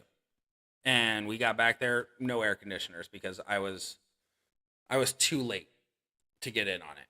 And he apologized left, right, and center and tried to find me one. He did find me one, but it was close to like $800 for this window unit, and I wasn't going to spend $800 on a window unit. It was bumped up by the company because they knew it was in high demand and they just wanted to rip people off, and I'm not about that game. So I politely denied his, air conditioner unit. And he smiled and he said he completely understood that the price was definitely unreasonable. And at that point, I'm like, you know what, bud? You are so polite. I am very pleased with this. Like, I'm not going to buy anything because I'm not wasting my money. But the fact that you were this polite about an event that you could not control makes all the difference. And I even thanked the other person that was at the cash register that didn't even help me, just because they were that polite. It makes a world of difference. I worked in a gas station for quite a few years, so I have some sort of customer service background. And the way I always looked at it was people are going to come in to buy something and they could have the most piss poor attitude I've ever seen in my life. But they could just be having a bad day. And if they're having a bad day, maybe a smile from me or a kind word, something like that, even just telling them have a good day was enough to turn their entire day around. And that means something. I've heard multiple people thank me for being so polite because of the fact that they were having a shit day. They didn't want to deal with that day. And I'm like, I completely understand. I've been there myself. Shit days happen. And when you're greeted by a customer that is hostile, it's never fun. You never want to deal with that. But they're not mad at you. They're mad at life. And they're taking it out on you because you are in customer service. So by responding to them in a positive light, sometimes it turns their whole day around. They do reflect and they do go and say, you know what? I took my anger out on you and I shouldn't have done that. And that, I don't know. I take customer service very seriously. I worked for Dollar General for a while and I was a lead key, which is essentially a manager. And I had one employee that always had a scowl on her face. And I went, it would really help if you smiled. You look a lot better when you smile. She immediately went to my manager the very next day, the head manager, I should say, and was like, he's hitting on me and I don't appreciate that. And I got called in the office, obviously, because they thought I was hitting on her. And you can't have that sort of fraternization in a company. And I looked at them and I'm like, what are you talking about? Like, I have no interest in her at all. She's she's a sour soul individual. And I'm like, I explained what I said. And my head manager at that time went, that makes sense. And I'm like, yeah, when people come in here, they don't want to see a scowl on your face. They don't want to know that you hate your job. They're already hating their own life. They come in, they see your hate. It's just going to spread. Quit spreading hate. And ultimately, it became one of the Dollar General's code of conducts in our store, which was if you're here and you are on the clock, I don't care how shit your life is, you put a damn smile on your face. You make everybody that comes in here feel like they matter. And our sales actually increased quite a bit because of that change. So going through life angry, it's such a disease. I've spent a majority of my life angry. I essentially, when I was 24, I had the love of my life. We had a good life together, and shit just happened that it tore us apart. And it made me very angry for a very long time. Because when you can't control something, when something's out of your control and it's something that matters to you, it rips you apart inside. And it took me quite a long time to seek help within therapy and stuff like that. And ultimately I sought help. It helps. Um, it did something for me. I can't tell you exactly what it did because that's a very, very deep topic, but it did help me change my perspective quite a bit. It helped me look at the world in a different light, ultimately, where I'm like, I could be mad all the time if I truly wanted to, or I can try and change it and make the world around me a brighter place. And that's where I'm heading right now mentally. That's another reason why I do this channel is, we have so many people out there that need the help, that need someone to talk to, and I would just love to be that soundboard for anybody and everybody who needs it. Oh, we almost had it turn one.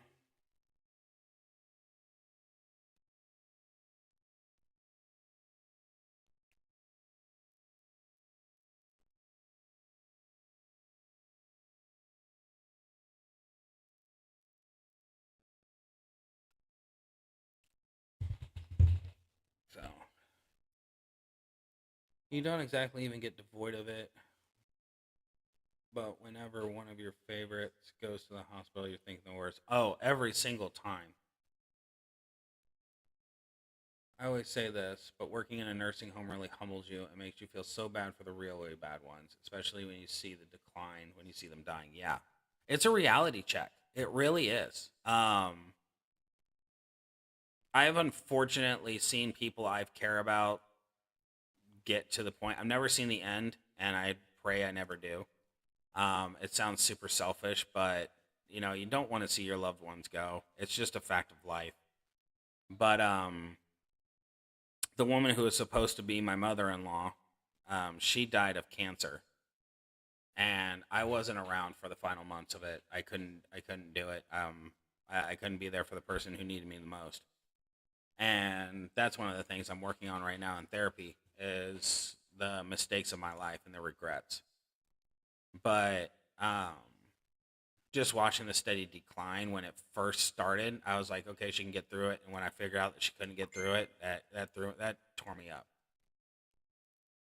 It's a harsh reality when you see the flame of life just dwindle down because it puts it into your own perspective. You literally look at yourself and you go, I could die someday. Like me personally, I hope it goes fast, to be honest with you. It sounds morbid, and this kind of took a dark turn. But end of the day, I'd rather be doing something and have the lights go out than be stuck in a hospital bed or something where I'm conscious but I'm not conscious. I think that's the worst hell. Smile always comes up on my face when I see that you're live. You're my favorite streamer, Simon, dude. Thank you so much.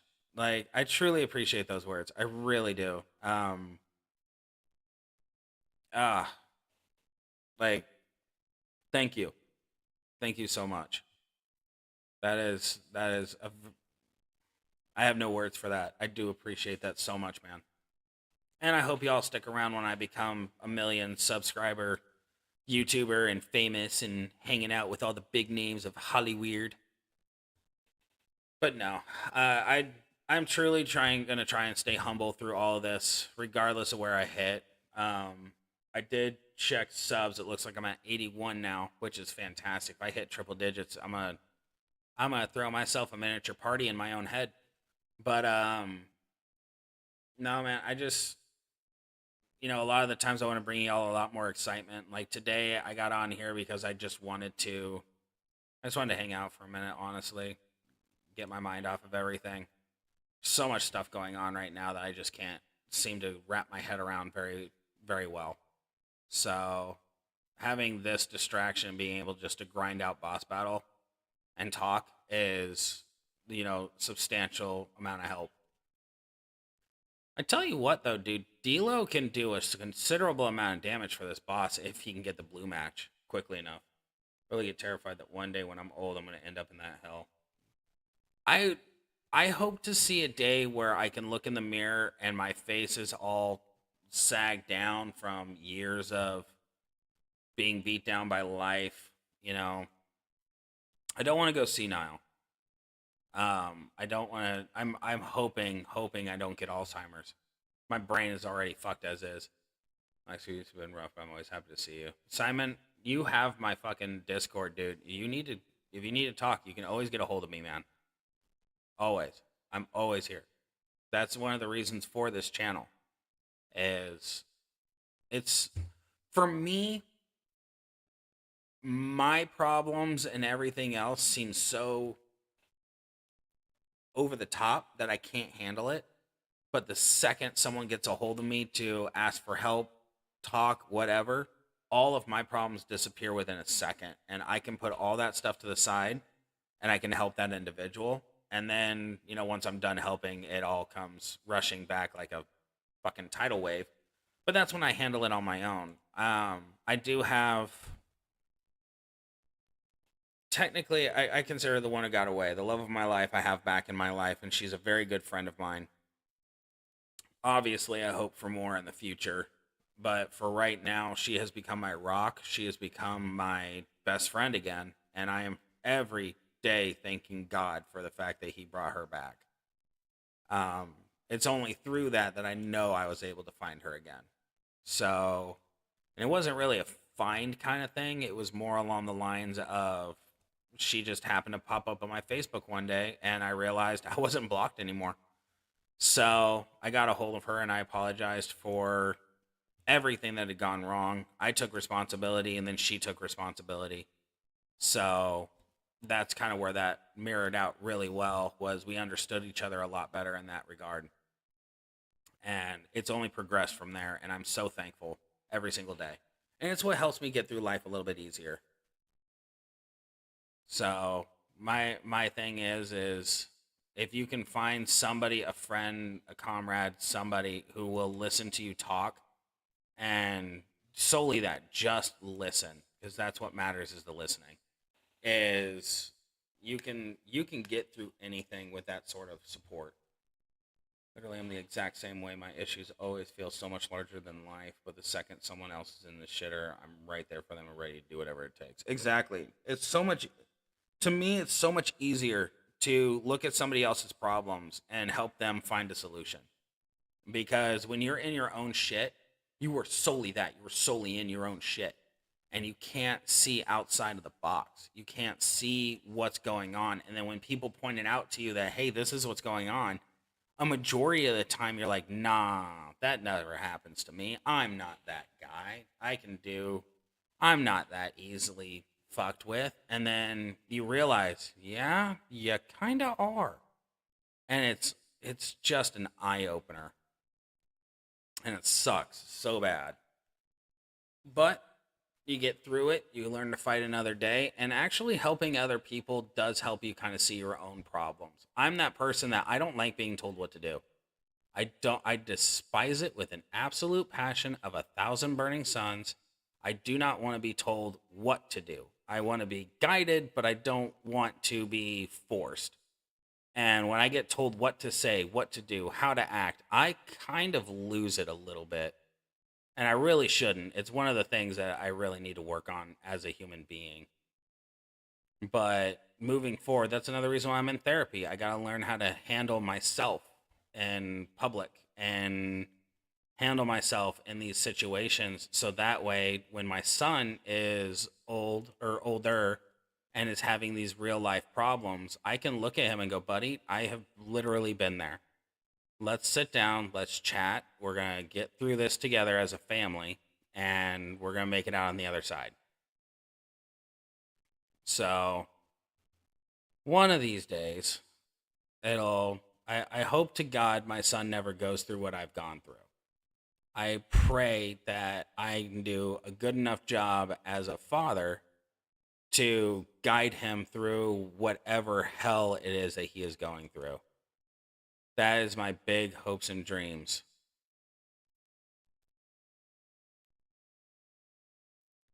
I'm going to look at that comment here in just a second. Come on, can we just thank you? It took me my entire childhood and teen years and a few years in adulthood before I finally acknowledged that my mother was the major problem. Why relationships don't work out. A majority of why I am the way I am. Surprise, surprise, my buddy Drew was who kept me telling me that. Yeah, that's... realizations like that are so hard to handle. Give me just 1 second.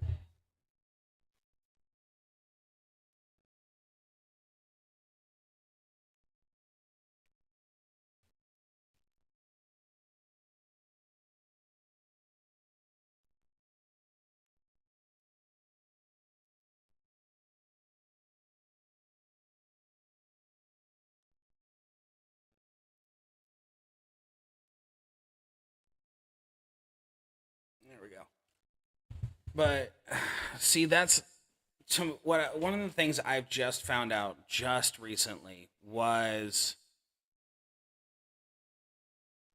trauma is real. The problem with trauma is there's so many names for all of these fucking mental conditions and shit like that. It gets old. Like people are like, "Oh, I have ADD, I have bipolar, I have PTSD, I have all this stuff." They keep naming off all of these things, and after a certain point, I'm like, it can't be that can't be possibly real. Like this has got to be that thing where a kid's hyper and the teachers go, "Well, he has ADHD. He needs whatever the ADHD medication is to calm him down." And they just start fucking pill popping kids and young adults over and over and over again to calm them down. So after a certain point, I grew numb to being told, mental conditions, mental traumas. And I just went through it myself, and I still am going through it today. It's one of the reasons why I'm so down today. The day was actually going really well, and then within a span of 2 hours, it just crashed. Um, Trauma is a real thing, and it does take, sadly, it takes going through trauma yourself to see it in others and be able to help them. And one of these days, I I hope to help somebody, one person, fucking 100 people. I don't care. It's just one person helping one person will help another. It's a domino effect. And sadly, the dominoes of our generation right now is nothing but negativity. It's anger, it's hatred, it's my father beat me and stuff like that and everything else, and they over exaggerate so much. And I've listened to people go and tell me, "Oh, I was beat as a child." How are you beat? Well, I got my ass spanked all the time. Were you bad? Well, yeah, I was doing bad things, but I didn't like getting spanked. Well, no one likes getting spanked unless it's a kink. So you ever think maybe you're just being disciplined? Well, it was just an improper form of discipline. Well, why was it improper in your eyes? Well, because what they should have done was told me no and talked to me about it like I do with my kids. Well, I'm watching your kid right now run through Walmart with his diaper on his head saying, "I am the king of all." And that's just not appropriate. Shouldn't you maybe handle that? No, I'm letting them be them. Well, they're going to grow up to be entitled. But when I hear people go and say, "Oh, I was held in a closet and stuff like that," that's when I'm like, "Oh shit, yeah, your stuff was real. Like that's real abuse." Depression, bipolar, PTSD, anxiety, hypertension, stress, ADHD. I think I've even heard autism be blamed as a mental issue to explain shit like that. Yep. I hear way too much people blaming BPD too. Forgot about that one. Yeah. Or it's ridiculous how many people, since that's one of the things I guess I'm getting at too with my tangent, is since there's a name for everything now, people don't take responsibility for their actions.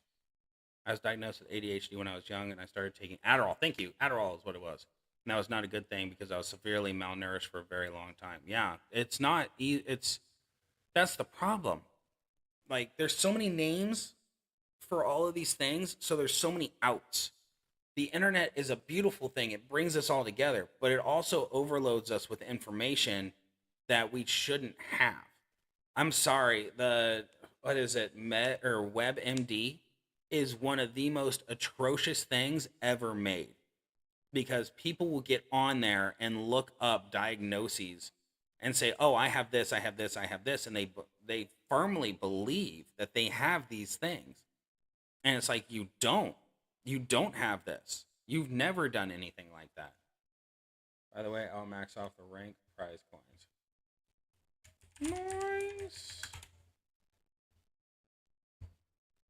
But they look at they fabricate these things in their mind. It's like lying to yourself over and over and over and over and over again, and then believing your own lie.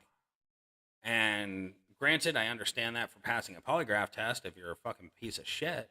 But when you're a human being and you're doing nothing but blaming everything around you except for yourself, that's when I stop believing that you have all of these things. So when someone comes up to me and goes, well, my psychiatrist told me I have bipolar PTSD and all this other shit, I'm like, but do you?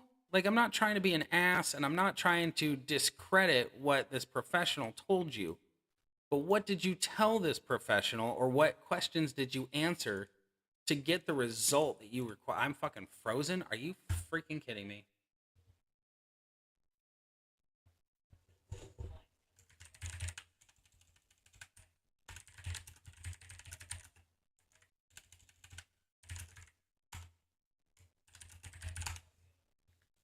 Yeah, I'm frozen out.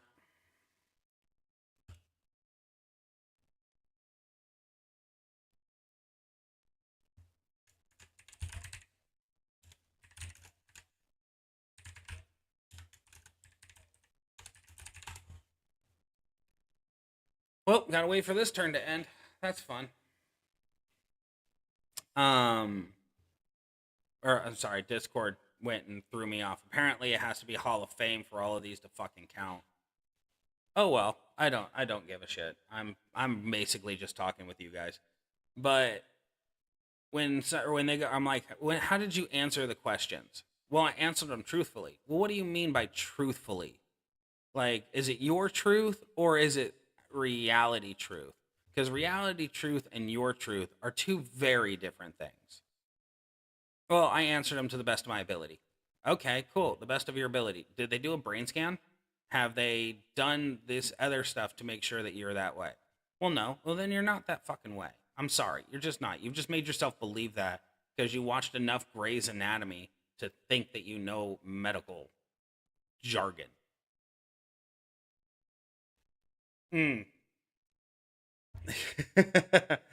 Makata, you might, but I'm not calling you out directly. I'm calling out experiences that I've had in life, to be honest with you. I've had plenty of people do that. But the self-diagnosers, the self-medicators, them self-medicators piss me off the most because normally they're not going for the proper thing. They're just going for what makes them feel good. And what makes them feel good makes everybody else around them feel like absolute dog shit. I've had a best friend in my life that was diagnosed bipolar and bipolar 1, I believe it is. It's the main it's either bipolar 1 or bipolar 2. It's one or the other. I know it's one of the main ones. But the way he handled life and himself was he self-medicated, and by self-medicating, I mean the man killed off a bottle of alcohol every single night. He was a severe alcoholic. And when it was brought to his attention that, dude, you're an alcoholic, you need help because when you get drunk, you are not a good person to be around. He ultimately blamed everybody else around him because they couldn't handle him. I was talking about what what Simon said. It doesn't take a rocket science to realize you're depressed, that you can't handle your emotions, that you have tendencies to stress out easily. It's not hard. It's not, but that's the thing, though, is there's a difference between self-diagnosed and self-aware.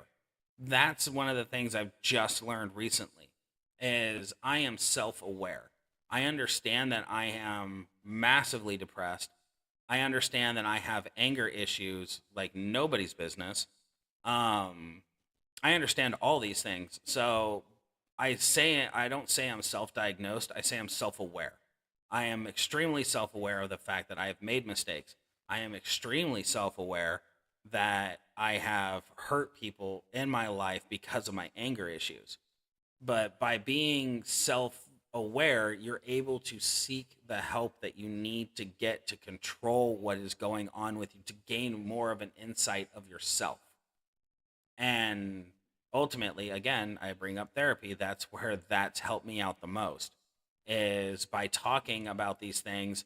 You don't even have to necessarily talk to a therapist, but by talking to somebody who is an impartial third party who understands that you are there for help, you're not there for validation. You're there to understand yourself. Um, that it opens up a lot of doors. I listen to Theo Vaughn quite a bit, He's very funny. I think he is a very funny individual. But that man's been through a lot in his life. That he's closed himself off to a lot of things. And one of the things that I heard from him the other day was he doesn't like being touched. He's not an affectionate individual. And that has ruined a lot of relationships for him because of the fact that he doesn't like being touched. And he was told by one person that he's rough to pet. And I'm like, well, that just made the most sense in the whole world. Of course, buddy. But I'm like, that kind of applies to me, just in not in a self-diagnosed kind of way, but in a realization kind of way. I I seek it. I crave connection with somebody. That's one of my downfalls. Is I will go above and beyond for somebody who cares about me. If I feel like they are caring for me and I feel like they are going to be a positive in my life, I go well beyond what I need to go beyond. And a lot of the times it's hindrance because the generation that we are now is you've done this for me or I did this for you. What are you going to do for me kind of thing, and that's not how my brain works. My brain works with reciprocation. If I give you my love and I feel you giving me your love in return, then I'm going to keep it going. I'm going to keep that feeling for both of us going. And if I don't feel it, then I'm just not going to. And a lot of people are like, "Well, you're an asshole for that." No, I'm not. I'm pointing out the fact that I understand that you do not care for me in the manner with which I should be cared about.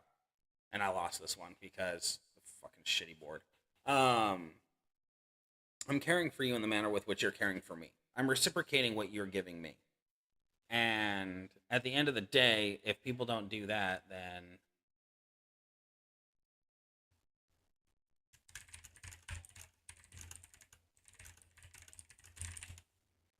if you're not if you don't reciprocate what people give you, that's all you're gonna get. You're gonna get nothing.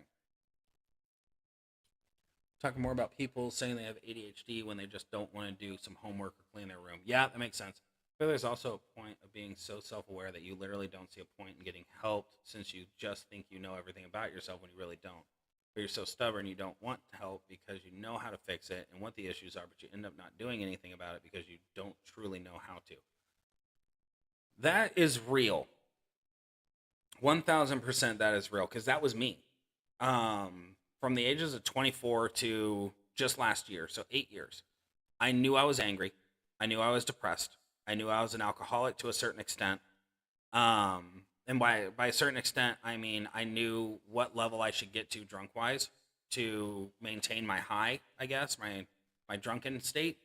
But I knew not to go past that because either one of two things is going to happen. I was either going to sober up immediately and hate myself, or I was going to go too far and become so drunk I couldn't speak.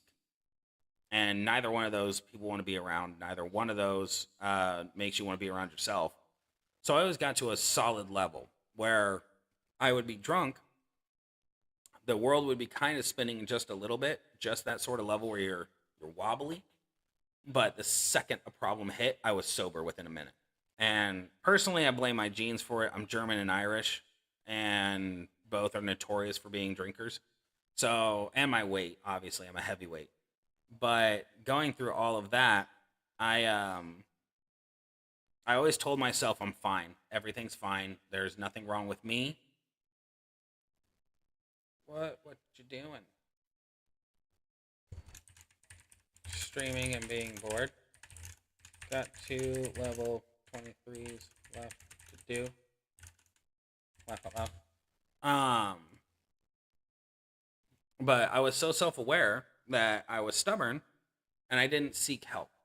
And there's a song by Papa Roach called "Help," and it says, I think I need help. Um, I'm drowning in myself." And I listen to that song a lot because I travel for work. I do construction, and so I travel quite a bit. I did at the time. Now I'm only 20 minutes away from my current job site.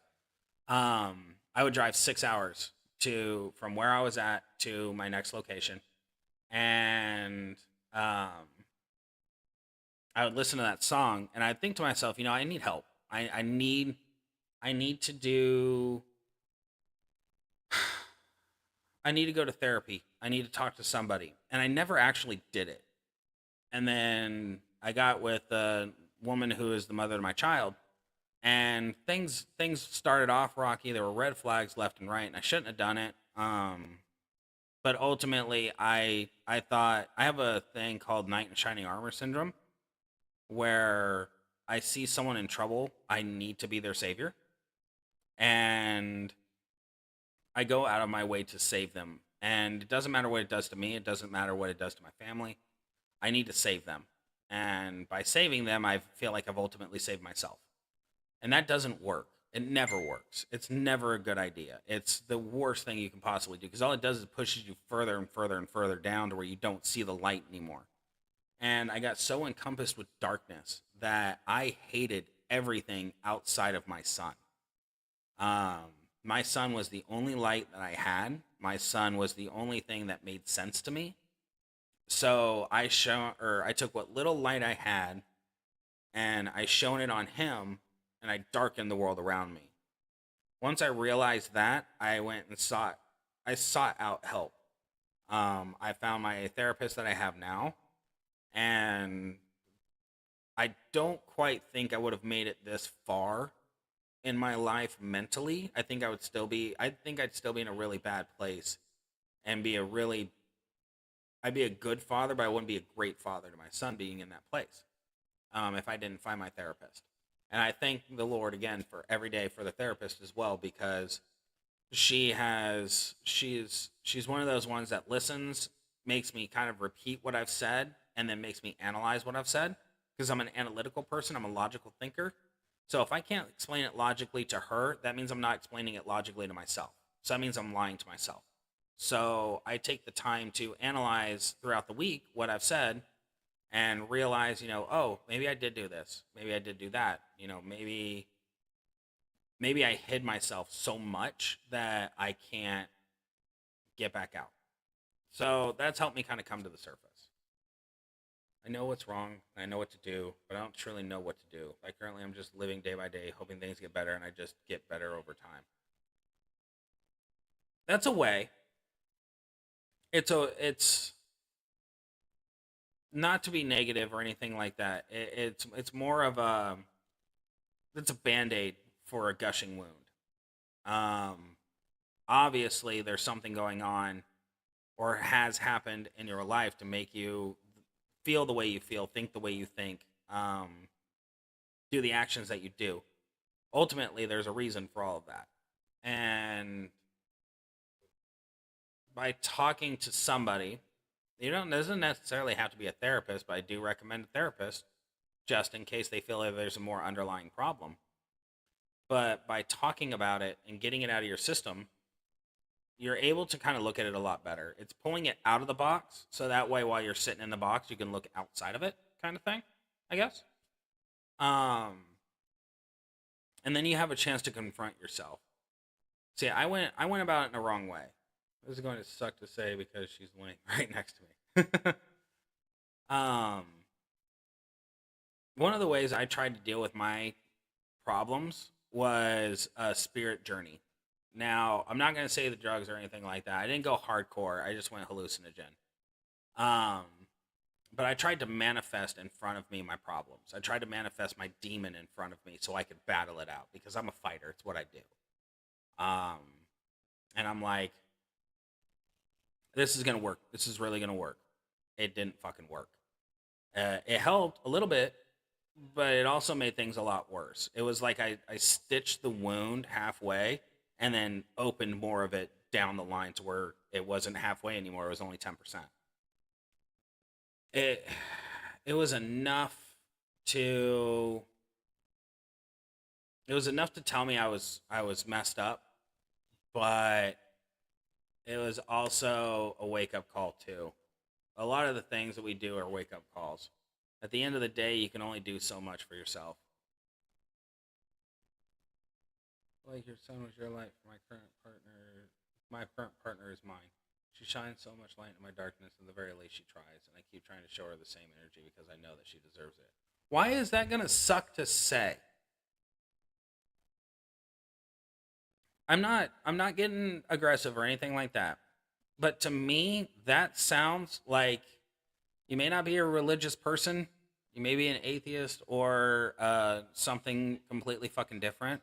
But to me, that's the universe giving you something to move towards. And by putting her in front of yourself, that's showing you that you can seek the help that you deserve. So that way you can be just as happy with her as you truly can be. If she's going to work hard for you, you work hard for her. And she's literally right next to me, and she's going to be like, oh, what a cute, adorable thing to say. I'm agnostic, by the way. It's an adorable thing to say. My thing is bro, I'm going to get off stream here in just a minute, but I want to leave you all with this. Okay? I spent 8 years angry.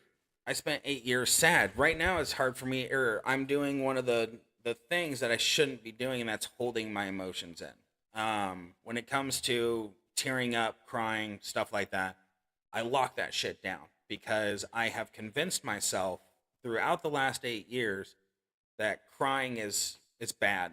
I know I need it. I know I should do it, but I need to do it alone. I need to do it away from people. I did all this because I lost the love of my life. She is now back in my life, and I am super, super, super, super thankful for that. What I can tell you right now is if you have a partner that is your light, the person that you want to shine the brightest for, do everything in your power to fix yourself for that person because you're not doing it for you anymore. That's where being stubborn is because it's a selfish thing because you're in yourself. You're being selfish to yourself. And to an extent, that's not a bad thing, but to an even greater extent, it's detrimental to your future. If you don't open yourself up to the possibilities of mentally helping yourself through therapy, through meditation, through some sort of spiritual enlightenment, if as you will, then ultimately at the end of the day, you're only allowing your partner to only see a portion of who you truly are. Clearly, someone who is this nice of a person for you and someone who is your light and everything else. No good person just goes for a bad person. No good person sticks around for a bad person hoping that they will change. What they do is they see the good inside of you. They see who you truly are. And by sitting in your darkness and staying in your stubborn nature, you're only giving them 50%. Every relationship works because people give 100%. Whether they don't feel like they can give that energy that day, their partner knows that they're trying, and that's what matters. So keep a hold of what you have.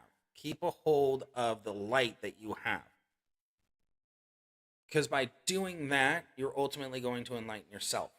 I'm trying to sound philosophical, and I'm really not wanting to be that kind of way. But to me, and my ex-love, or my love of my life, my best friend, whatever, she doesn't do emotions as well as I do.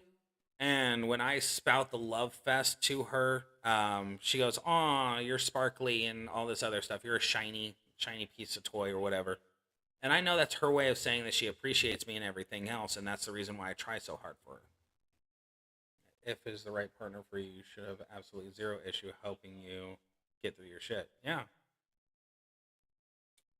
If they're in an issue, then I feel they're super selfish, but that's me. It's also a thing that if it is the right partner for you, they should have absolutely zero issue helping you get through your shit. If they are an issue, then I feel they're super selfish, but that's me. Okay, so that's the thing too. If they're the problem in the relationship, then yes, that is a problem. It comes down to communication at that point. If your partner is helping you, get through your shit, then awesome. You have a support system. Partners can only help each other so much. It takes a lot of self awareness. It takes a lot of, oh, they have an issue helping you. Yes, that makes more sense. If they have an issue helping you, then yeah, they're just wanting to hold you down so they can feel higher. However, if they are supporting you and if they're telling you, you are this person, if you're having a shit day and they're going, and you're like, I'm a piece of shit, I'm a horrible person, I'm a bad guy, and all this other stuff, and they're looking at you like you're an idiot. Like, no, you're not. I see what I see inside of you, what you truly are, and this isn't you. That's a support. That is someone who is going to stick around to watch you fix yourself with you. You can only fix you yourself can only fix yourself. But it's 1,000 times easier when you have someone right behind you helping you move forward.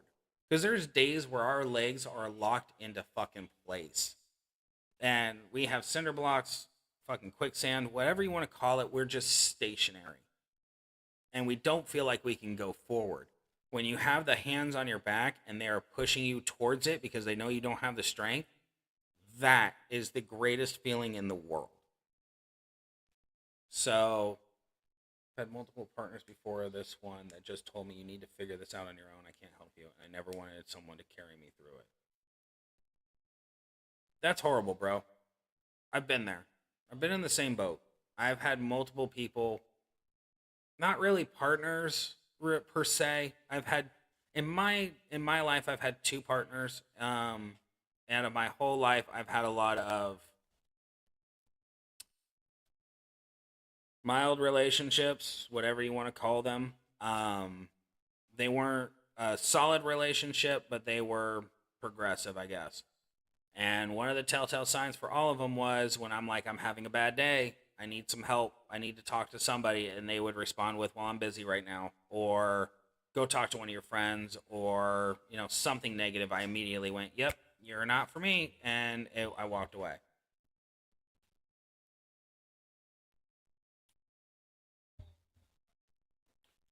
Yeah. But the thing is, that person who's ready to walk beside you and hold your hand should also be the one that goes and stands behind you and pushes you forward when you can't. And that's the thing. If you have that now, bro, hold on to it. Do everything in your power to fix yourself, stubborn or not. And as I said when I said it would suck, the second I say, hold my hand, she grabs my hand. There you go, bro. I'm telling you right now, man, love is the most beautiful thing. It truly, truly is. And end of the day, love, it sounds super corny, and it really is. But love of a true love, not the fairy tale true love, but the truest kind of love where they will support you in your darkest hour, is one of the greatest motivators to get healed, especially when you've gone through hell. So I might get off here because now I'm exhausted. Now I need to be honest, I'm going to go have a good cry as I'm smoking my pen, because I kind of need to get that release out. And I have something I've acknowledged within my own healing, that when I feel this way, I need to get it out. Because if I don't, it just goes into a bottle, the bottle breaks, and then I wind up snapping on people. But since you have that person, shower them with love, shower them with kisses.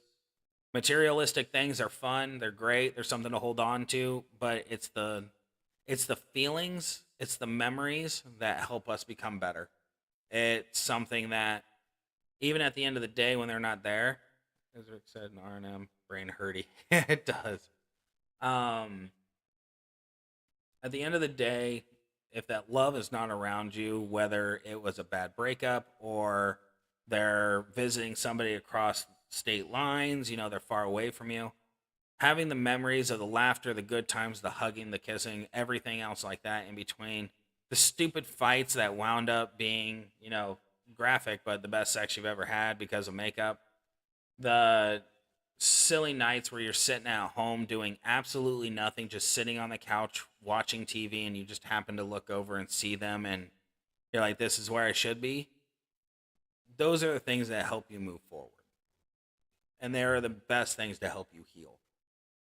And there's 4 concurrent viewers right now. I know every single one of you has my Discord. You need something.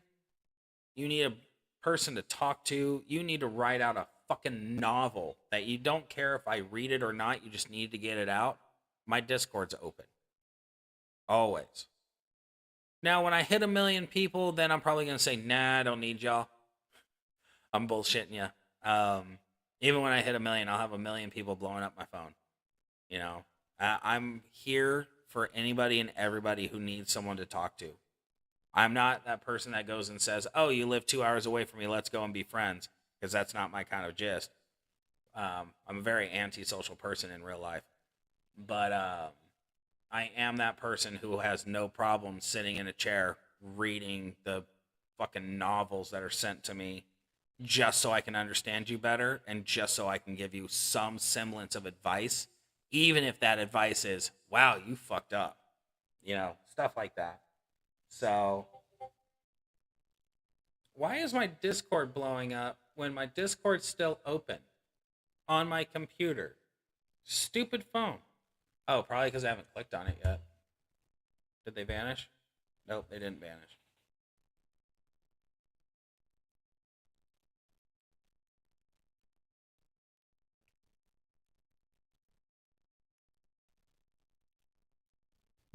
So, I'm going to head out. I'm going to go get some sleep. Thank you guys for coming by. Sorry the boss battle thing didn't go very well, and all y'all just saw me grinding out something that I was just told didn't freaking matter because it had to be a Hall of Famer. So, yeah. Fun week, or fun midweek shit. So, hit me up about Rude later on or something. I will do, honestly, this is my opinion for Rude. If you want the honest opinion, 6-star bronze, he's going to suck. They all suck at 6-star bronze because it's not that big of a jump. However, I will place this out into your brain. At 6-star silver, with all the gem damage being doubled, at that point, with Fury or Fury 2 on that belt, I guarantee you he's going to hit about 4 or 5 million. Which, if you think about it, about the time that or from everything from the beginning of this year backwards, he is actually going to keep them locked down. The only thing he's really going to have a problem with is everything from the beginning of this year till now. Because that's when all the changes really started to happen. I do think you're on the right path with a Hall of Fame Rude. I just think you need to ride it out a little bit longer, get to 6-star silver, get his belt set up properly. Maybe needs a MP plate, but there could also be a plate that comes out later on that is for row breaks that could change the game for you. Just food for thought. I really think that you were onto something. I just think you just need a little bit more time. And I'm going to take that and I'm going to add to it on a personal note with your girl or your partner, whatever it is. I don't know anywhere people are so fucking off on the boards on their genders. I think you're onto something. I think you need to hold on to it. And I think you need to work a little bit more and just keep progressing. Okay? I guess that's the reason why I like video games so much, is if you really look at the level of a character, right? Say you're playing Skyrim, for instance. You start off at level 1, you suck ass. Completely. And then all of a sudden you become the Dragonborn, you get the fucking cool-ass armor, and you're running around doing all the missions and one-shotting people. Such is life. You have something good in your life, you hold on to her, you laugh, you cry, you show emotion, you open yourself up, and the best advice I can give anybody is communication is key. I don't care if you're having a shit day. I don't care if you're mad at her or anything else like that. In a calm tone, make yourself calm. Go and say, this is exactly how I'm feeling. This is where I'm at. Where are you at? And then when that communication is opened up, that allows for you to have a deeper connection. This is how I'm going to finish this. The love of my life. I met her when I was 21 years old. 21 years old. When I was 22 is when she became 18 and became legal. It sounds a little fucked up, but 4-year difference still counts. I got with her. We lived together for 2 years. We were together for 2.5 years. In that time, we were doing everything right. We just didn't know it because we were in constant communication with each other. We worked with each other to build a good life. Shit hit the fan. We fell apart because we were too immature to understand what was happening.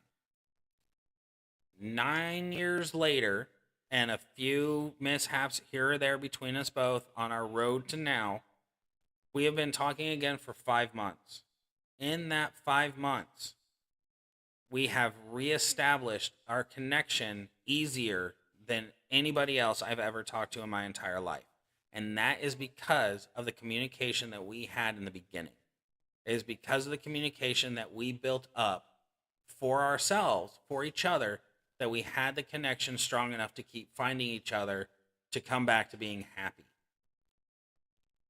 And if this woman is for you, your light, communicate, talk.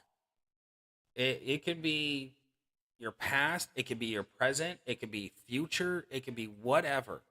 You talk about anything and everything because with a partner, nothing is off limits except for comments about other women. You just don't make those comments, right? You just fucking don't because people are fucked right now. Everybody's got a problem because they all have baggage. But if you communicate with each other and you express yourself in the best possible way, that is the healthiest way, I promise you it'll be the best relationship you've ever had. And I can say that with 100% certainty because I'm moving towards a future with somebody. Whether I stay friends with her or it becomes a lot more than that, fingers crossed. I know I have a rock that will support me, and I know that she has a rock within me that will support her. And that will help both of us get through life. I hope that helps. So, DM's always open. You all get a hold of me whenever you need to. And I'm going to go smoke my pen thoroughly and go to sleep. So you guys have a great night. Thank you guys for stopping by. I loved this conversation. I always love the conversations I have with you guys. I will keep streaming and stuff like that because of you guys. Oh, update. I did get a hold of Scopely. I'm hoping they see this. I'm hoping that they like my videos because I told them I would like to be one of the people that promotes their game. I want to be one of those people like Merrick who gets the cards to go and do videos on to let people know how they're going to go. So if it works out and Scopely does like my stuff, let's keep our fingers crossed. I'll most likely be doing a lot more videos and more streaming when it comes to this game and having a more thorough, in-depth look at everything that's coming towards us. So from this moment on, I'm going to try and whenever the blog goes up and everything, I'm going to try and do a stream on the blog and everything. I'm going to be a little bit more committed to this. So keep that notification bell open, and every time I get on, please give a superstar. Ricky, I would love to. I would love to do that. There may come a day where we have enough viewers and we have enough, I guess I have enough revenue coming through that I could potentially do a giveaway of polls. My dream is to, on my year, every year on the anniversary of my stream starting with Champions, if the game is still going and we're all still going strong, I would like to do a giveaway for a mega poll for somebody who is not already stacked. I'd like to give back to my community that I'm building here on YouTube for people who don't have the best of rosters and stuff like that, to be able to give them a poll because they're not able to do a poll. And that's my way of saying thank you to the people. But I can't go and do, 81 mega polls. That's way too much fucking money for me. But I am willing to set myself up for a good thing to be able to be like, you know what? You won this. Here's your mega polls. I hope it pans out for you. Please give me. If you win the giveaway, yes. But once we reach that point, I don't think it'll be anytime soon. But once I get to a certain point where I'm comfortable with the amount of viewers and stuff like that, I do plan on interlacing a little bit more stuff into this. So let's keep our fingers crossed. Let's get this channel out a lot more. I am Indian.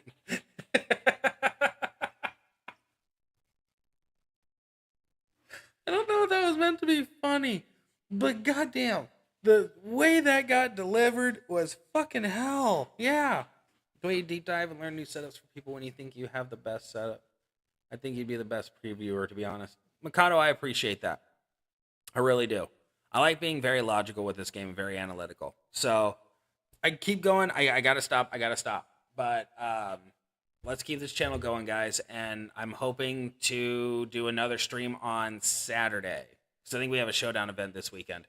So I like to do the showdown, talk to people and everything like that. So I will see you guys on the next stream. Love you guys. Thank you so much for coming in, and thank you so much for having this amazing conversation with me.